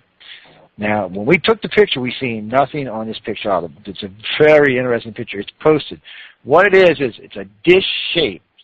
Everybody thought it was a dish-shaped ship over the power plant. It's huge, and what you can see is a trickle of smoke coming up from the smokestack, and you can see it. It's actually picking up and being wrapped around whatever this is. So everybody's like, it's a ship. Well, I broke out the film one afternoon, and I was going through it because I was doing a coast-to-coast interview where this picture was going to be on it, and I had noticed next to one of the stacks was a craft moving towards the center. So what this actually was a portal that we actually got on physical film with a craft headed to the center of it. As far as I know, it's the only one in existence. It's a great photo. It was taken right there, not far, right down there on the East Coast. It was a very, very interesting photo. To this day, it's still posted on the iCar site, and it's what's interesting about the iCar One website. It's an iCar One website. It's a high activity area. And it looks like in that particular vicinity there is a regular portal there or a regular opening there. We've categorized about 4 openings now around the U.S. that we know that are there on regular basis. So, and I think this is one of them. I just thought I'd tell you that if you ever get bored, you can drive up, because I imagine it's a little drive up from Daytona. But well, hell yeah, I'll drive up there now. Now that explains my Florida power and light bill is always so high. Yeah, I wouldn't doubt that. But if you ever get a chance, you got to kind of dig around on the site because it's in one of the groups of photos on there. But it's a great picture. It's a one of a kind picture. It's been analyzed by everybody who's anybody in the industry, and everybody's the same thing. What the hell is this thing? And what's funny about it is I had seen something kind of like it a couple of years earlier. A lady in the UK had taken a picture of what looked like a dropa stone, and that's the closest thing I've seen to it. But this was a very interesting, and it was a random picture. It was one of our directors. He was just snapping away, and I get a phone call and he's like, Joe, you got to see this. And then once we had it analyzed, I think Bruce was the first one to analyze it, but quite a few people have done it since, and it's just a great shot, and it's right there. So I tell people, if you live on the east coast of Florida, keep an eye out for this damn thing, because it's big. I imagine, I don't know if it's drifting or if it's stationary, or maybe it was over the power plant because it was getting energy. I really don't know. But it was because of that trickle of smoke that you could see it. And the way we find them at night is we look for the black against the stars. When you see a blotted out spot against the stars, that's how we find them in the TR3Bs. Because they got a regular place between here and Florida that they fly. It's interesting. So if you ever get a chance, take a look, man. You never know what might come out of it. Yeah, there's a lot of distinct areas of Florida that have had a lot of claims of sightings and a lot of historical spots. Yeah, and including down near Cape Canaveral. I mean, I'd spoken to one of the Florida members of MUFON and talked about a huge case back in the 1960s of a silver sphere hovering over the ocean just off the beach, and the entire all the beachgoers just had memory loss, complete memory loss of about 6 hours, didn't know what happened, and by the time they remembered, it was gone. Same thing with the Florida Panhandle, extremely active. Tracy Todd, one of our show hosts, lives in that area and just talks about all the different activities going on there. They've been presented on some of the different shows out there too, including Fact or Fake, Paranormal Files. So Florida's definitely a hotbed out there. Well, yeah, we do a lot of stuff in the Panhandle. It's part of my purview, so I get to do a lot of stuff there. The directors handle the rest of the state, but I consider the Gulf Coast all part of my region. Because I did a lot of traveling on the Gulf Coast, and I'm up and down. And for me, Houston, Texas is 5 hours. Pensacola, Florida is 3 hours. Memphis, Tennessee is only 5 hours. So New Orleans is actually really good for the Gulf South. It's not good for anywhere else in the country, but it's really good for the Gulf South. The only bad part about living down here is there's not really all that many conferences of any kind, paranormal or ufology. I guess because we live in a Bible Belt. I don't think so. I know that I was heading out to Myrtle's Plantation, and it was just a random weekend. There was an event that was going on, a very small event. Yeah. And I said, I've got time. Let me leave a little bit early. I'll go down to New Orleans, and I'll stay there for the night, check out the nightlife, and see how it's going. There was a marathon that weekend. Oh. Every hotel was booked solid. There's always events going on there, not particularly related to what we are doing in our field, but they've always got something happening down there. Oh, yeah. Well, when I want to stay in the city, I call my sister. She's a big wig for the Marriott. She's in Atlanta, but I'm like, give me a room. I need a room. Or I got one of our customers, one of our owners, owns a hotel on Bourbon Street, so I can always pull in a favor if I have to. But it's expensive to go down there. But there are a lot of ghost hunting going on, but there's not any real conferences going on in the South. No one's doing like a paranormal Comic-Con or anything like that. They do like small conferences and little Comic-Cons and stuff like that, but they're not doing anything big. And it's really a loss for the South because no one's really doing it. And I don't know why. I don't know if there's just not a big enough following or what it is, but no one seems to even want to take it on. The last big conference I attended in here was pre-Katrina, and it was at the President Hotel in Biloxi, Mississippi. It was a big conference. There was 300-400 people there, but that's it. Since then, there just hasn't really been anything down here. Well, then, and nobody would dare to take on that type of endeavor anyway, because I, for one, would be the first one to admit, if I got invited to a paranormal conference in New Orleans, I have a choice between sitting in a room, at a table at a booth and talking to people about the field, or throwing beads at women that are flashing themselves. So I probably wound up, like the majority of the people at that event, just absolutely crocked on Bourbon Street by the end of the first day. You know, it's funny you said that, because we did a survey. We were going to do a conference in New Orleans, a 2-day conference, 1 day paranormal, 1 day ufology. And we asked when you attended how many people would attend. And a lot of people would come. And they were going to pay for the conference, but when you asked them how much time they were actually going to be spending at the conference versus seeing the city, most of them said they would spend more time seeing the city than which I can't really blame them, because if you've never been here, it's a great place to hang out.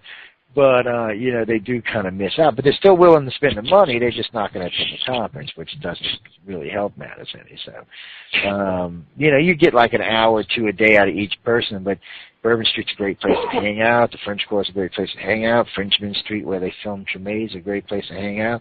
A lot of movie stuff going on down here. When you're roaming around, you can accidentally walk in and become an extra these days. So, and there's a lot of drinking and hoeing and everything else, but there's also a lot of paranormal activity.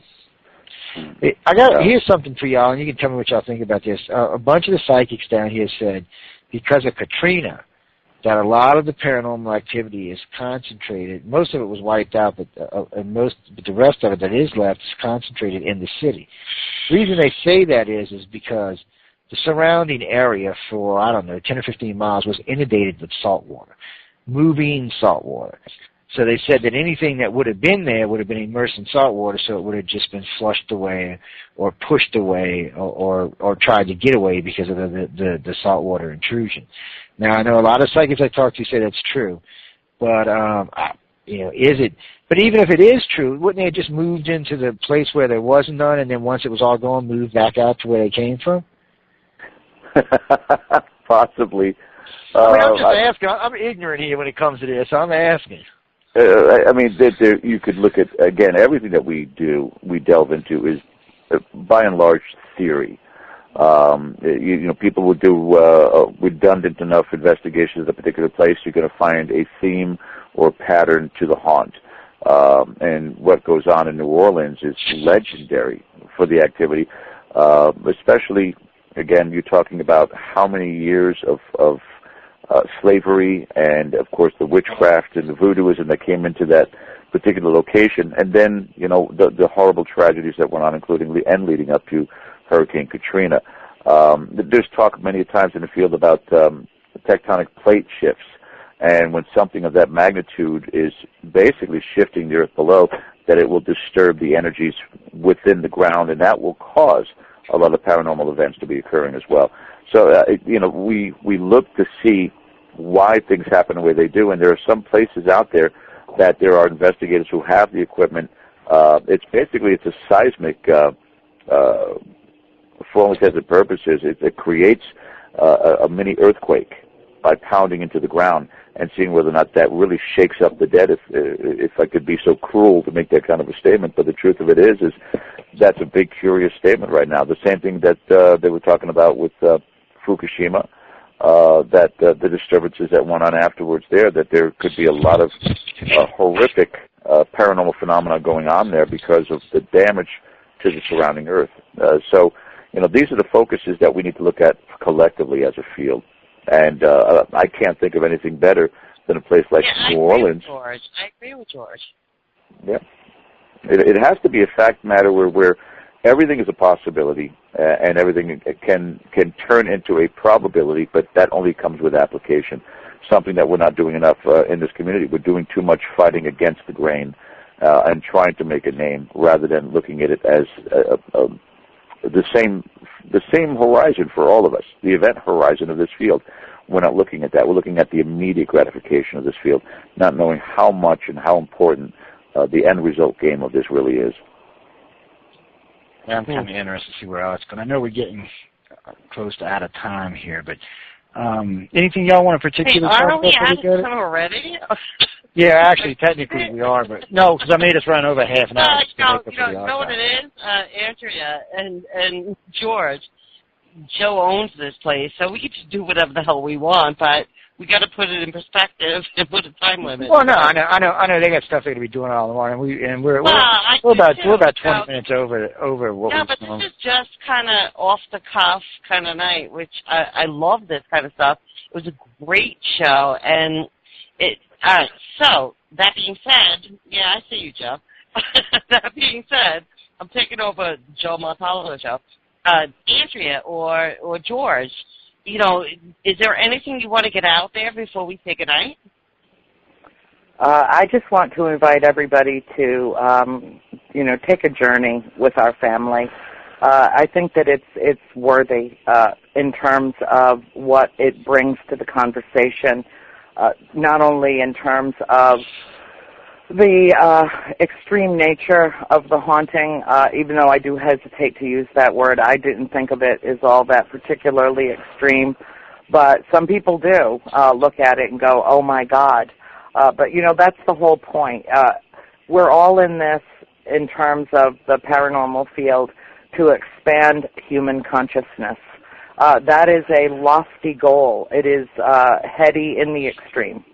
That's what I consider extreme. What George and I do on A World Awakening, what you are doing with your show, and the myriad others. And if I had one wish, it would be for Blog Talk Radio to take the paranormal field out of the category of hobbies. Yeah, it is kind of cheesy they do that, by the way, but they... Yeah, but you know what, Andrea? We have the United Public Radio here. So, who cares about them? I know you do. I know. Let's be real about this. Well, we do a lot of syndication these days. We started syndicating shows a long time ago because it's a good way of helping out other shows to get out there. It's just easier that way. People get to. Well, we sure do love what we do, and we only do it for a couple of hours a week, but people they'd be shocked, actually, surprised at how much planning and thought goes into each one of these endeavors. Week to week, it really is. Sometimes I know it sounds like we're flying by the seat of our pants, but actually, George and I are both are deep thinkers. And but wait, let me interject there. Joe interject, Steph. We're just doing that tonight. Like, this was not a plan, right, Joe? Well, that's true. Yes. Point well taken, Ms. Benetti. Yes, point well taken. Because we always have billed the show as that you're eavesdropping on a phone conversation. It's what made the show popular. People used to hear me. It really, when I first started a long time ago, everybody was like, wow, he's letting us listen to his phone conversations with famous people. Because that's really what it sounded like. And people always I'm not kidding. I had people write in and said, your mic was open, right? I'm like, yeah. That's what you think, 2 hours not allowed, and then the mic was open? No, but Joe, how many news on the flip side shows have we done where we're just busy, and then we get together, and then we're like, all right, let's just talk about all the stuff. Yeah, but we're doing current events. That's easy. I understand, but it's also your opinion and commentary, and so it's not like, it's not scripted anything, according, like tonight, but we just go, I'll say to him, so Al Sharpton said, blah, blah, blah, blah, and then Joe will just go off on. I can't wait. I got, No, I know, but that's all. I recorded our boss and speaking tonight. I wanted to hear what he had to say about ISIS and all that wonderful stuff. I'm so glad I came on tonight, and I'll do this for you, Joe. No, don't let me forget, Steph, while we're thinking about this, don't let me forget, I want to bring up this thing about this, the new thing about leaving our country. What was it? Damn. It's about like the Burger King going to Canada, but damn. Oh, the country's changing the way it's going to deal with when you denounce the country, how much it's going to cost you financially to get your money out. That was interesting. I found it interesting. That's interesting, but the new American dream is to leave America, but we'll talk about that on tonight. I love America. Long live the red, white, and blue, baby. I saw an article that we're going to talk about. So, that being said, Andrea? Yes, darling. Love having you on. George, thank you for also coming on, and now we're all connected, and Y'all know we had two callers in the queue the whole time. They were actual angels, never even said a word. Whatever. Well, no, Callie talked for a minute, but he was really quiet after that. Please tell everybody in the queue, thank you so much for listening in tonight and for joining us and being here with us. And, I invite everybody to friend me on Facebook, our YouTube channel, go to A World Awakening and tap into some of our archive shows. They're great. Very, very proud of that effort. I'm looking forward to feedback from this program because these won't get posted. We'll talk.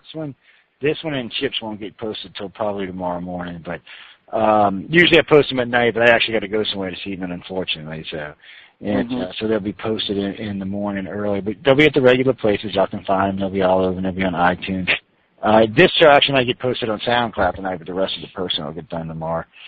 Oh, that's great. Yeah, let's just get it out there, because there's really nothing more important than what we're talking about as far as I'm concerned. And anything that expands the mind and allows people to consider the possibilities is worthwhile. It's a worthwhile endeavor. I hope it reaches a lot of people, and bless them all for tuning in and coming and listening. I appreciate it. All right, thank you, Andrea. And I'm going to leave now. Joe, it's your show. What you do at the end of your show. No, I'm not even sure. Y'all remember, this is my crazy co-host from Saturday night. What do you mean I'm your crazy co-host? Y'all don't worry about it. We love her.